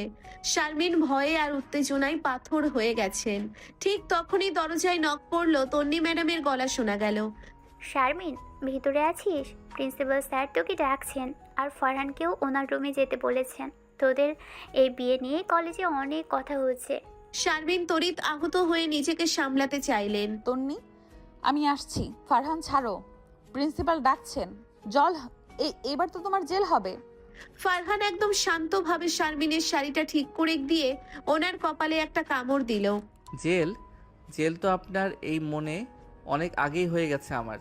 প্রিন্সিপাল স্যারের কাছে আমি নিজেই যাচ্ছি। ওনাকে বলবো, স্যার আপনার প্রিয় লেকচারার এখন আমার বিবাহিত স্ত্রী, ওনাকে একটু ছুটি দিন, আমরা পাহাড়ে গিয়ে ওনার এই গাম্ভীর্য বিসর্জন দেব। ফারহান দরজা খুলে বুক চিতিয়ে বেরিয়ে গেল। শারমিন আয়নায় নিজের বিপর্যস্ত রূপ দেখে শিউরে উঠলেন। ওনার ঠোঁট ফেটে রক্ত বেরুচ্ছে। গলার কালশিটে দাগগুলো ওনার বেনারসির ঘোমটা দিয়ে ঢাকার চেষ্টা করলেন। প্রিন্সিপালের রুমে গিয়ে দেখলেন ফারহান সোফায় বসে পা নাচিয়ে চা খাচ্ছে, আর প্রিন্সিপাল স্যার গম্ভীর মুখে ফাইল দেখছেন। শারমিন, এটা কি শুনছি? ফারহান বলছে আপনাদের বিয়ে হয়ে গেছে। ও কি আপনাকে জোর করছে? আপনি চাইলে আমি এক্ষুনি পুলিশকে খবর দেব। শারমিন ফারহানের দিকে তাকাতেই দেখলেন ফারহান ওনার ফোনটা পকেট থেকে বের করে সেই অগোছালো ছবিটা স্ক্রিনে সেট করে রেখেছে। স্যার, আসলে ও ঠিকই বলেছে, আমাদের বিয়ে হয়ে গেছে। ও আমার প্রতিবেশী, আমরা একে অপরকে পছন্দ করি। ফারহান উঠে দাঁড়িয়ে শারমিনের কাঁধে হাত রেখে ওনাকে নিচের দিকে টেনে নিল। দেখছেন স্যার, ম্যাডাম তো লজ্জায় এসব বলতে পারছিলেন না। আমরা কালই হানিমুনে যাচ্ছি। ওনার আসলে একটু চেঞ্জ দরকার। অনেক দিন তো একা ছিলেন, এখন একটু রোম্যান্স করা দরকার, তাই না স্যার? প্রিন্সিপাল স্যার অবাক হয়ে তাকিয়ে রইলেন। তন্নি ম্যাডাম আড়ালে দাঁড়িয়ে মুখ টিপে হাসছেন। শারমিন মাথা নিচু করে বেরিয়ে এলেন।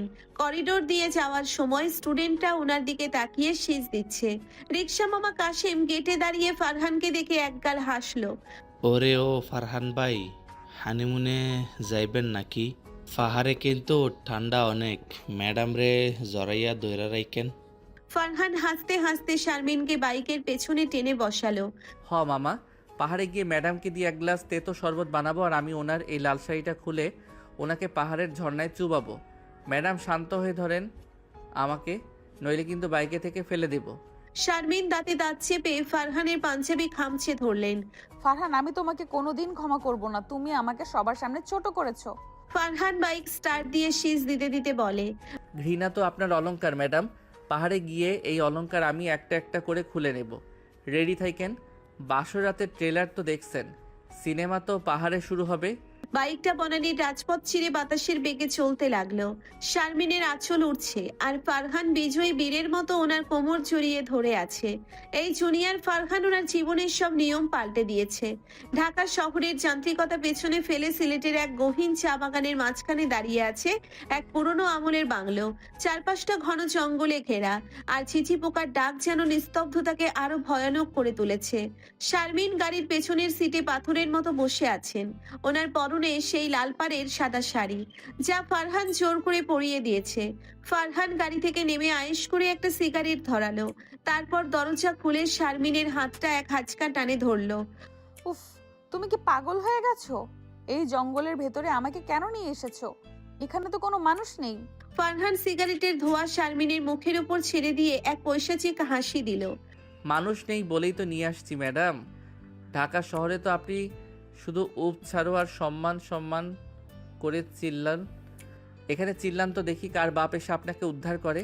বরং আজ এই পাহাড়ের নির্জনতায় আপনার ওই ডিভোর্সি অহংকার আমি ভেঙে চুরমার করে দেব। চলেন ভেতরে। ফারহান জোর করে শারমিনকে পাজা কোলা করে কোলে তুলে নিল। বাংলোর কাঠের সিঁড়ি দিয়ে ওঠার সময় শারমিন ফারহানের বুকে কিল ঘুষি মারতে লাগলেন, কিন্তু ফারহানের শক্ত বুকের কাছে ওনার আঘাতগুলো যেন বৃষ্টির ফোঁটার মতো মিলিয়ে গেল। বাংলোর কেয়ারটেকার কাশেম মামার মতো দেখতে এক বৃদ্ধ লোক দরজা খুলে দিয়ে কর্নিশ করলো। ফারহান শারমিনকে সোজা বেডরুমে নিয়ে গিয়ে বিছানায় আছাড় দিয়ে ফেলে দিল। শারমিন বিছানায় গুটিসুটি মেরে বসে কাপা স্বরে বলে, ফারহান, তুমি সব সীমা ছাড়িয়ে যাচ্ছ। আমি তোমার টিচার, তোমার চেয়ে বয়সে বড়। তোমার কি একটুও দয়া হয় না আমার উপর? তুমি একটা পশু। ফারহান নিজের শার্টের বোতামগুলো একে একে খুলতে খুলতে শারমিনের খুব কাছে চলে এলো। ও বিছানায় হাঁটু গেড়ে বসে শারমিনের চুলে মুঠি ধরলো। পশু? ওরে আমার বুদ্ধিমতী ম্যাডাম, পশুরাই তো জানে কিভাবে নিজের শিকারকে ভোগ করতে হয়। দয়া? দয়া তো আমি কাল রাতেই কবর দিয়ে আসছি। আজ এই বৃষ্টির রাতে আপনার এই ফর্সার শরীরে আমি আমার দাঁতের কামড়ে ম্যাপ এঁকে দেব। কি ভয় পাচ্ছেন? ভয় পাওয়াটাই তো আপনার সাজ। ঠিক তখনই বাইরে প্রচন্ড শব্দে বজ্রপাত হলো এবং অঝরে বৃষ্টি নামলো। বাংলোর জানালাগুলো বাতাসের ঝাপটায় সজোরে শব্দ করছে। ফারহান উঠে গিয়ে বড় জানালাটা খুলে দিল। বৃষ্টির ছাট এসে শারমিনের শাড়ি ভিজিয়ে দিচ্ছে। ফারহান পেছনে ফিরে শারমিনের আঁচলটা ধরে নিজের দিকে টান দিল। ফারহান, শাড়ি খুলে যাবে তো? কি করছো এসব? আমি মরে যাব, তবুও তোমাকে ধরা দেব না। ফারহান শারমিনকে এক ঝটকায় দেওয়ালের সাথে চেপে ধরলো। ওনার দুই হাত মাথার উপর শক্ত করে ধরে নিজের ঠোঁট শারমিনের কপালের কাছে নিয়ে এলো। মরতে আমি দেব না শারমিন। আপনাকে তো আমি তিলে তিলে পোড়াতে চাই। আপনার এই ভিজে শাড়িটা এখন আপনার শরীরের সাথে লেপ্টে আছে। জানেন আপনাকে কতটা মোহময়ী লাগছে। আজ রাতে কোনো ব্ল্যাকমেইল না, আজ রাতে শুধু জবরদস্তি। সরাবো না নিজেকে আপনার থেকে যতক্ষণ না আপনি আমার নামে চিৎকার করছেন। ফারহান জোর করে শারমিনের ব্লাউজের ফিতাটা টেনে ছিঁড়ে ফেললো। শারমিন কান্নায় ভেঙে পড়লেন। ওনার বুক ধড়ফড় করছে। ফারহান ওনার গলার নিজের অধিকারের দাগ বসিয়ে দিচ্ছে। বৃষ্টির শব্দ আর শারমিনের কান্নার মাঝে ফারহানের সেই উন্মত্ত হাসিতে বাংলোটা যেন থরথর করে কাঁপছে। ওনারা যখন এই ধস্তাধস্তিতে লিপ্ত, তখন ফারহান হঠাৎ শারমিনের ঠোঁট কামড়ে ধরলো। রক্ত চুইয়ে পড়লো শারমিনের চিবুক বেয়ে। ফারহান রক্তমাখা ঠোঁটে হেসে বলে, এই তো, এই লাল রংটাই তো আমি চেয়েছিলাম। আপনার গাম্ভীর্য আজ এই বৃষ্টির জলে ধুয়ে যাক ম্যাডাম। এখন বলেন, আদরে আদর হবেন নাকি আরও হিংস্র হব। তুমি একটা পিশাচ ফারহান, পিশাচ। ফারহান শারমিনকে বিছানায় সজোরে ধাক্কা দিয়ে ওনার উপর ঝাঁপিয়ে পড়ল। পিশাচের সাথেই তো আপনার বাসর ম্যাডাম, সারা রাত এখনও বাকি। আজ এই পাহাড়ে শুধু আমাদের নিঃশ্বাস আর আপনার কান্নার শব্দ প্রতিধ্বনিত হবে। সরাবো না হাত, সরাবো না এই জবরদস্তি। পাহাড়ের সেই নির্জন বাংলোয় বৃষ্টির শব্দ ছাপিয়ে শারমিনের দীর্ঘশ্বাস আর ফারহানের পৈশাচিক রোম্যান্স একাকার হয়ে গেল। শারমিন বুঝতে পারলেন এই জুনিয়র ফারহান ওনার জীবনের সব মর্যাদা আজ ধুলোয় মিশিয়ে দিচ্ছে। না আছে পালানোর পথ, না আছে কারো সাহায্য। এই পাহাড় আজ ওনার সব গোপন যন্ত্রণার সাক্ষী হয়ে রইল। ভোরের কুয়াশার সিলেট পাহাড়ের চা বাগানগুলো তখনও চাদর মুড়ি দিয়ে আছে। বৃষ্টির দাপট কিছুটা কমলেও ভিজে মাটির সোদা গন্ধে বাতাস ভারী হয়ে আছে। বাংলোর সেই বড় কাঠের বিছানায় শারমিন তখনও আড়ষ্ট হয়ে পড়ে আছেন। ওনার লাল পাড়ের সাদা শাড়িটা তখন ছিন্ন ভিন্ন, গলার কাছে ফারহানের নখের আঁচড়গুলো লাল হয়ে ফুটে আছে। ফারহান তখন বারান্দায় দাঁড়িয়ে উদাস হয়ে পাহাড় দেখছে আর শীষ দিয়ে একটা পুরনো হিন্দি গান গাইছে। ওর চোখে কোনো ক্লান্তি নেই, বরং এক ধরনের আদিম তৃপ্তি। শারমিন খুব কষ্টে উঠে বসলেন, ওনার শরীর ব্যথায় ভেঙে আসছে। ফারহান, আপনি কি মানুষ নাকি আসলে কোনো বন্য পিশাচ? কাল রাতে আপনি যা করেছেন তা কোনো স্বামী তার স্ত্রীর সাথে করে না। আমি আজই এখান থেকে পালাবো, পুলিশে দেব আপনাকে। ফারহান ধীরে ধীরে ঘরের ভেতরে ঢুকে শারমিনের পায়ের কাছে বসলো। ওর হাতে এক মগ ধোয়া ওঠা কফি। ওরে আমার রণরঙ্গিনী বউ, পালাবেন এই গহীন জঙ্গল থেকে? এখানে তো বাঘে ধান খায় না ম্যাডাম, এখানে ফারহান রাজত্ব করে। এই কফিটা খান তো। আপনার গলার শর্ত একদম ভেঙে গেছে। কাল রাতে তো বেশ ভালোই চিল্লাইলেন উফ ছাড়ো বলে। শারমিন কফির মগটা এক ঝটকায় মেঝেতে আছাড় দিয়ে ভেঙে ফেললেন। তোমার এই ম্যাকি যত্ন ছোঁয়া সইতে পারছি না, আমি এক্ষুনি চলে যাব। শারমিন এলোমেলো শাড়িটা কোনো মতে গায়ে জড়িয়ে টলতে টলতে দরজার দিকে দৌড় দিলেন। ওনার জুতা ছাড়াই তিনি বাংলার বাইরে বের হয়ে পাহাড়ের পিচ্ছিল ঢাল দিয়ে দৌড়তে শুরু করলেন। পাথর আর কাটাই ওনার স্পর্শ পা কেটে রক্ত বেরোচ্ছে, কিন্তু ওনার মনে তখন শুধু মুক্তির নেশা। পেছনে ফারহানের অট্ট হাসি শোনা গেল। ফারহান বারান্দা থেকে চিৎকার করে, দৌড়ান ম্যাডাম দৌড়ান, দেখি আপনার ওই সিনিয়রিটির জোর কত। আমি কিন্তু বাইক স্টার্ট দিচ্ছি, ধরা পড়লে কিন্তু শাস্তি ডবল হবে। শারমিন প্রায় 1 মাইল দৌড়ে বড় রাস্তার কাছাকাছি এলেন। ভিজে কাপড়ে ওনাকে দেখে রাস্তার ধারে চা দোকানিরা হা করে ওনাকে দেখে রাস্তায় ধরে চা দোকানির হা করে তাকিয়ে আছে। ঠিক তখনই বাতাসের বুক ছিঁড়ে সেই পরিচিত বাইকের গর্জনের শব্দ শোনা গেল। ফারহান বাইক নিয়ে বিদ্যুতের গতিতে এসে শারমিনের পথ আটকে দাঁড়ালো। ওনার চোখে তখন আগুনের হলকা। শারমিন হাঁপাতে হাঁপাতে রাস্তার মাঝখানে বসে পড়লেন। ফারহান প্লিজ আমাকে যেতে দাও, আমি আর পারছি না, তোমার পায়ে ধরি। ফারহান বাইক থেকে নেমে এক লাফে শারমিনের সামনে এলো। ওনার চুলের মুঠি শক্ত করে ধরে ওনাকে দাঁড় করালো। পায়ে ধরলে হবে না ম্যাডাম, পালানোর চেষ্টা করার সাহস পাইলেন কই? আজ এই রাস্তার মাঝখানে আপনাকে আমি উচিত শিক্ষা দেব। রিক্সা মামা কাশেমের মতো কেউ এখানে নেই যে আপনাকে বাঁচাবে। ফারহান জোর করে শারমিনকে বাইরে পেছনে টেনে তুলল। ওনার হাত দুটো নিচের কোমরে শক্ত করে পেঁচিয়ে দিয়ে বাইকে স্টার্ট দিল। পাহাড়ের আঁকাবাঁকা পথে বাইকটা এমন ভাবে চালাচ্ছিল যে শারমিন ভয়ে ফারহানকে চাপটে ধরতে বাধ্য হলেন। ফারহান ধীরে চালাও, মরে যাবো তো। তুমি কি আমাদের দুইজনকে মারতে চাও? ফারহান বাইকের স্পিড আরো বাড়িয়ে দিয়ে বলে, মরলে তো একসাথেই মরবো ম্যাডাম। আপনার ওই গম্ভীর চশমা তো কালি ভেঙে চুরমার করছি, আজ আপনার এই জেদ ভাঙবো। পাহাড়ের ওই চূড়ায় নিয়ে গিয়ে আপনাকে আমি আজ মুক্ত বাতাসে উলঙ্গ সত্যিটা শোনাবো। আপনি আমাকে ঘৃণা করেন না, আপনি আমাকে ভয় পান, কারণ আমি আপনার মনের দেয়াল ভেঙে ফেলেছি।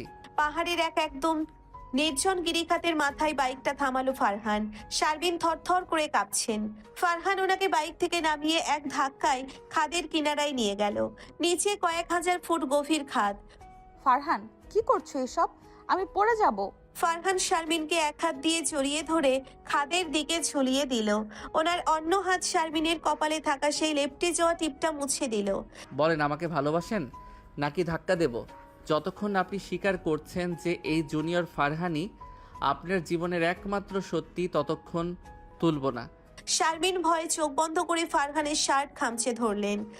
ফারহান তুমি পাগল, তুমি আস্ত একটা পাগল। আমি তোমাকে ঘেন্না করি, কিন্তু প্লিজ আমাকে ফেলো না।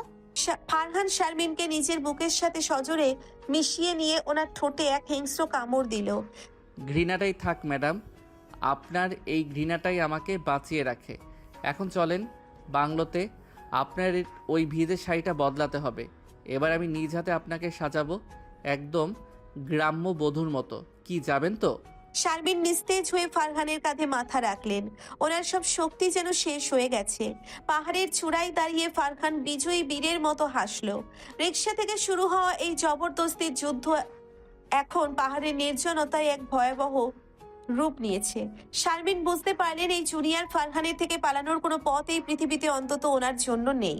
শারমিন প্রচন্ড জোরে ফারহানের হাত সরিয়ে দিয়ে এক চড় মারতে গেলেন, কিন্তু ফারহান মাঝে মধ্যেই ওনার কবজি চেপে ধরলো। ফারহান, আমি বলছি কিন্তু আমি এক্ষুনি এই পাহাড় থেকে ঝাঁপ দেব, তাও তোমার এই হীন শাসন মানব না। ঝাঁপ দেবেন? দেন, আমি পাশে দাঁড়িয়ে তালি দেব, কারণ মরলে তো আপনি আমার বউ হয়েই মরবেন, আর না মরলে তো আপনার এই লাল শাড়ির ভাজে ভাজে আমার আঙুলের ছাপ আজীবন থাকবে। আজ এই পাহাড়ের চূড়ায় আপনাকে নিয়ে এক নতুন খেলার আয়োজন করেছি, চলেন। ফারহান জোর করে শারমিনকে টেনে নিয়ে গেল বাংলোর পেছনের গিরিখাতের দিকে। নিচে কয়েক হাজার ফুট গভীর অন্ধকার খাদ, মেঘগুলো ওনার পায়ের নিচে ভাসছে। শারমিন ভয়ে পাথর হয়ে গেছেন। ফারহান ওনাকে এক হাত দিয়ে জড়িয়ে ধরে খাদের একদম কিনারায় নিয়ে দাঁড় করালো। ফারহান, কি করছো এসব? ফেলে দেবে আমাকে, আমি পড়ে যাব। ফারহান শারমিনকে এক হাত দিয়ে আগলে ধরে অন্য হাত দিয়ে ওনার চিবু কুচিয়ে ধরলো। ফেলে দেব না ম্যাডাম, আপনাকে তো আমি তিলে তিলে পোড়াতে চাই। বলেন, কবুল বলছেন তো মনে মনে, নাকি আরও জবরদস্তি লাগবে? যতক্ষণ না আপনি স্বীকার করছেন যে এই জুনিয়র ফারহানি আপনার জীবনের একমাত্র সত্যি, ততক্ষণ পর্যন্ত আপনাকে ছাড়বো না। ঠিক তখনই বাতাসের গর্জনের মাঝে দূরে একজোড়া গাড়ির হর্ন শোনা গেল। চা বাগানের আঁকাবাঁকা পথ দিয়ে দুটো কালো রঙের পাজেরো জিপ ধুলো উড়িয়ে বাংলোর দিকে এগিয়ে আসছে। শারমিনের চোখ উজ্জ্বল হয়ে উঠল। আব্বা, আম্মা। ফারহান কুঁচকে যাওয়া চোখে তাকালো। গাড়ি দুটো বাংলোর সামনে থামতেই আফজাল সাহেব আর সোহেল সাহেব হন্তদন্ত হয়ে নেমে এলেন। 4-5 জন পুলিশের লোক। আফজাল সাহেব শারমিনের বিধ্বস্ত অবস্থা দেখে চিৎকার করে উঠলেন, হারান কুলাঙ্গার, তুই আমার মেয়ের এই হাল করছিস।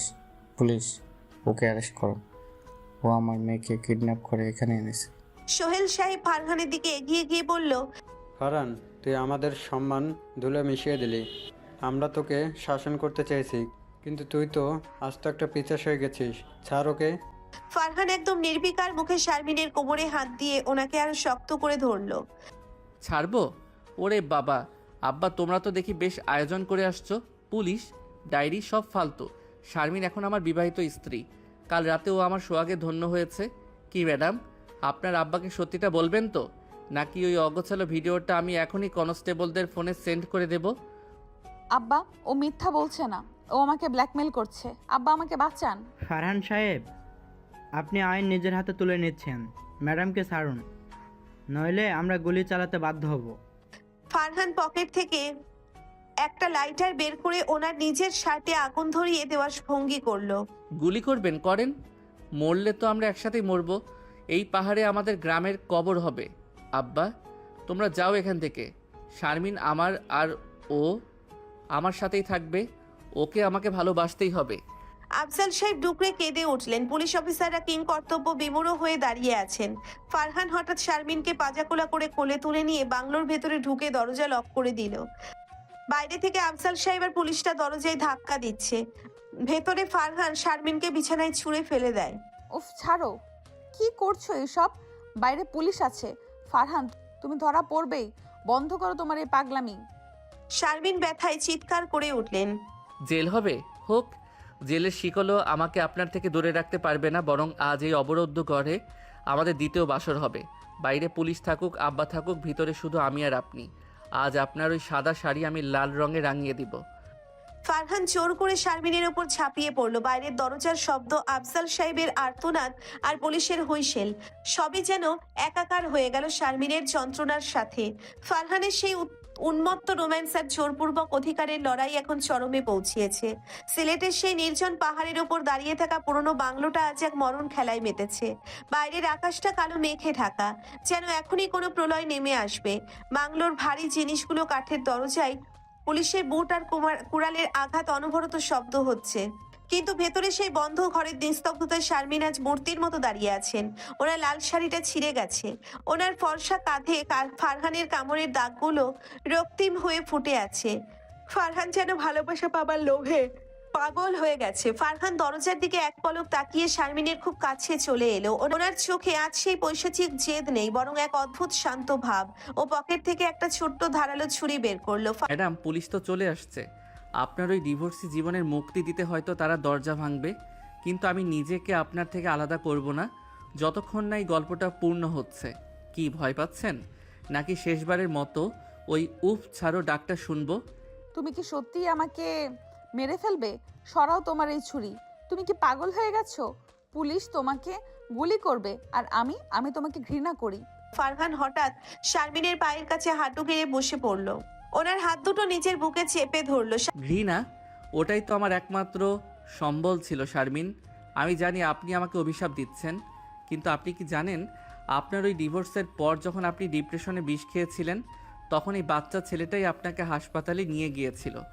আপনি তো জানতেন না আপনার বিল কে মিটিয়েছিল। আপনার ওই তেরা জুনিয়র আপনাকে ছায়ার মতো আগলে রেখেছিল এতশো বছর ধরে। আপনি আমাকে চিনতেন না, কিন্তু আমি আপনাকে আমার আত্মা বানিয়ে নিয়েছিলাম। শারমিন স্তব্ধ হয়ে গেলেন। ওনার বিষ খাওয়ার কথা কেউ জানতো না, শুধু ওনার ডায়েরিতে লেখা ছিল ডিভোর্সের পর সে বিষ খেয়েছিল, কলেজের পিছনে পার্কে পড়েছিল। সেখান থেকে ফারহান তাকে উদ্ধার করে বাঁচায় আর বিলও মিটায়। শারমিন ভেবেছিল সে মারা যাবে, কিন্তু চোখ খুলে নিজেকে হাসপাতালে দেখে ডাক্তারকে জিজ্ঞেস করলে ডাক্তার বলে এক ফেরেশতা আপনাকে বাঁচিয়েছে। শারমিন বুঝলো সে কে, সে কথা আর কেউ জানতো না। ওনার চোখ দিয়ে টপ টপ করে জল পড়তে লাগলো। ঠিক তখনই একটা বিকট শব্দে দরজা ভেঙে পড়লো। পুলিশ অফিসাররা অস্ত্র উঁচিয়ে ভেতরে ঢুকলো। Farhan, hands up. শারমিন ম্যাডামকে ছাড়ুন, নইলে আমরা গুলি চালাতে বাধ্য হব। শারমিন, মা আমার, আয় এদিকে। এই জানোয়ারটাকে আজ আমি জেলের ঘানিটা নেব। ফারহান ছুরিটা নিজের কলার কাছে ধরলো ও শারমিনকে এক হাত দিয়ে আষ্টে পৃষ্ঠে জড়িয়ে ধরলো। আগাবেন না পুলিশ ভাই, এক পা আগালে আমি নিজের গলা কেটে ফেলবো। আব্বা, তোমরা যাও এখান থেকে। শারমিন আমার আর আমি ওনার। আজ এই পাহাড়ের চূড়ায় আমাদের মিল হবে, অথবা আমার রক্তে এই মেঝে লাল হবে। পুলিশ অফিসাররা দ্বিধায় পড়ে গেলেন। ফারহানের চোখে আত্মহত্যার এক গভীর তৃষ্ণা। আফজাল সাহেব হাত জোর করে ফারহানকে অনুরোধ করছেন। শারমিন ফারহানের বুকের ধরপড়ানি অনুভব করতে পারছেন। ঠিক তখনই এক পুলিশ কনস্টেবল ফারহানের হাতের ছুরি লক্ষ্য করে লাঠি ছুড়ল। ফারহানের হাত থেকে ছুরিটা পড়ে গেল। পুলিশরা ওনার উপর ঝাঁপিয়ে পড়ল। ফারহান ক্ষিপ্ত বাঘের মতো লড়তে লড়তে চিৎকার করছে। শারমিন, তুমি বলো তুমি আমাকে ভালোবাসো? শারমিন। পুলিশরা ফারহানের বৃষ্টির মধ্যে টেনে হিঁচড়ে বাইরে নিয়ে যাচ্ছে। ওনারা ওনাকে হাত করা পরিয়ে বাইকের সাথে বেঁধে ফেলার চেষ্টা করছে। আফজাল সাহেব শারমিনকে জড়িয়ে ধরে ওনার কাপড় ঠিক করে দিচ্ছেন, কিন্তু শারমিন লক্ষ্য করলেন ফারহানের শার্টের পকেট থেকে সেই অগোছালো ছবিগুলো পড়ে আছে। তিনি নিচু হয়ে সেগুলো তুললেন। ছবিগুলো দেখে শারমিনের বুক কেঁপে উঠল। ওগুলো কোনো নোংরা ছবি ছিল না। ফারহান আসলে ওনার ঘুমন্ত অবস্থায় পবিত্র কিছু মুহূর্তের ছবি তুলেছিল, যেখানে ওনার কপালে ও পরম মমতায় চুমু খাচ্ছে। শারমিন বুঝতে পারলেন ফারহান ওনাকে ব্ল্যাকমেইল করার নাম করে আসলে ওনার কাছাকাছি থাকতে চেয়েছিল। ফারহান, থামুন। পুলিশ ভাই, ওকে মারবেন না, ও কোনো ক্রাইম করেনি। কিন্তু ততক্ষণে অনেক বেশি দেরি হয়ে গেছে। ফারহান পুলিশের হাত থেকে নিজেকে ছাড়িয়ে নেওয়ার জন্য এক কামড় দিল। এক কনস্টেবল আত্মরক্ষায় ওনার পিঠে রাইফেলের কুদো দিয়ে সজোরে আঘাত করলো। ফারহান পাহাড়ের পিচ্ছিল ঢাল থেকে গড়িয়ে নিচের দিকে পড়ে যেতে লাগলেন। ওনার মাথায় একটা পাথরের সাথে ধাক্কা খেলো। রক্তে চা বাগানের সবুজ ঘাস লাল হয়ে গেল। শারমিন সব ঘৃণা পেছনে ফেলে পাহাড়ের ঢাল দিয়ে দৌড়তে লাগলেন। ফারহান, ফারহান, চোখ খোলো, খোলো ফারহান। শারমিন নিচে পৌঁছে দেখলেন ফারহান নিথর হয়ে পড়ে আছে। ওর নাক কান দিয়ে রক্ত বেরোচ্ছে। শারমিন ফারহানের মাথা নিজের কোলে তুলে নিলেন। ওনার সেই লাল শাড়ির আঁচল দিয়ে ফারহানের রক্ত মুছে লাগলেন। আফজাল সাহেব আর সোহেল সাহেবও নিচে নেমে এসেছেন। সবার চোখে জল। ফারহান অর্ধেক রোজা চোখে শারমিনের দিকে তাকিয়ে অস্ফুট স্বরে বলে, ম্যাডাম, আমি কি আপনার জীবন নষ্ট করলাম? কিন্তু আমি সত্যি আপনাকে জীবনের থেকেও ভালোবাসি। চান? ফারহান জ্ঞান হারালো। অ্যাম্বুলেন্স আসার আগ পর্যন্ত শারমিন ওকে নিজের বুকের সাথে চাপটে ধরে রাখলেন। ওনার মনে হলো এই জুনিয়র ফারহান ওনাকে যা দিয়ে গেল তা কোনো সিনিয়র পুরুষ ওনাকে দিতে পারেনি। ওর সেই জবরদস্তি ছিল আসলে এক পৈশাচিক অধিকার বোধের আড়ালে লুকোনো নিঃস্বার্থ ভালোবাসা। হাসপাতালের আইসিইউর সামনে শারমিন গত 3 দিন ধরে ঠাই বসে আছেন। আফজাল সাহেব ওনাকে নিয়ে যেতে চেয়েছিলেন, কিন্তু শারমিন অটল। আব্বা, ও আমাকে বাঁচিয়েছিল। যখন আমি মরতে চেয়েছিলাম ও আমার সম্মান রক্ষা করেছে। যখন সমাজ আমাকে ডিভোর্সি বলে ছিছি করতো, ও যদি আজ না বাঁচে তবে আমিও মরে যাব। ঠিক তখনই ডাক্তার কেবিন থেকে বেরিয়ে এলেন। ওনার মুখে এক প্রশান্তির হাসি। ফারহান সাহেব বিপদমুক্ত, উনি আপনার নাম ধরে ডাকছেন। শারমিন ঝড়ের বেগে কেবিনে ঢুকলেন। দেখলেন ফারহান মাথায় ব্যান্ডেজ নিয়ে শুয়ে আছে। ওনার ঠোঁটে সেই তেরা হাসি। ওরে বাবারে, ম্যাডাম তো দেখি এখনও সেই লাল শাড়ি পরে দাঁড়িয়ে আছেন। কি ম্যাডাম, এবার কি ঝাড়ু দিয়ে মারবেন নাকি এক গ্লাস তেতো শরবত খাওয়াবেন? শারমিন ফারহানের বুকের উপর মুখ লুকিয়ে ডুকরে কেঁদে উঠলেন। উফ, কেন তুমি এত পাগল ফারহান? আমি তোমাকে ঘৃণা করি, কিন্তু এই ঘৃণাই আমার একমাত্র বেঁচে থাকার রসদ। তুমি আস্ত একটা জানোয়ার। ফারহান শারমিনের চুলে হাত বুলিয়ে ওনার কপালে সেই চওড়া টিপটা ঠিক করে দিয়ে বলে, ম্যাডাম, কলেজের ক্লাসে আপনি আমার টিচার থাকবেন, কিন্তু আমার শোবার ঘরে আপনি শুধুই আমার শারমিন। কি হানিমুনটা কি অসম্পূর্ণ রাখবেন? পাহাড়ে কিন্তু এখনো বৃষ্টি হচ্ছে। শারমিন ফারহানের ঠোঁটে নিচে ঠোঁট চেপে ওনার সব তেরা কথা থামিয়ে দিলেন। এবার আর জবরদস্তি নয়, এবার শুধুই দুই আত্মার সমর্পণ। রিক্সা থেকে শুরু হওয়া সেই উফ ছাড়ো গল্পের শেষ হলো এক চিরকালীন প্রেমে। জুনিয়র ফারহান আর সিনিয়র শারমিনের এই অসামঞ্জস্যপূর্ণ প্রেম আজ পাহাড়ের চূড়ায় বিজয়ী হলো। আফজাল সাহেব আর সোহেল সাহেব বাইরে দাঁড়িয়ে হাসছেন। ওনারা বুঝলেন এই পাগলাটে ফারহানই শারমিনের পাথুরে জীবনে বসন্ত নিয়ে এসেছে। কলেজের করিডোরে আজ আর কোনো বিড়ম্বনা নেই, আছে শুধু এক আদর্শ শিক্ষক ছাত্রের দম্পতির অনুপ্রেরণা। শারমিন মনে মনে বললেন, ফারহান, তুমি সত্যিই আমাকে কুপকাত করলে। এক সিনিয়র ম্যাডাম বাধ্য হলো এই ঘাটতারা জুনিয়র স্টুডেন্টকে ভালোবাসতে।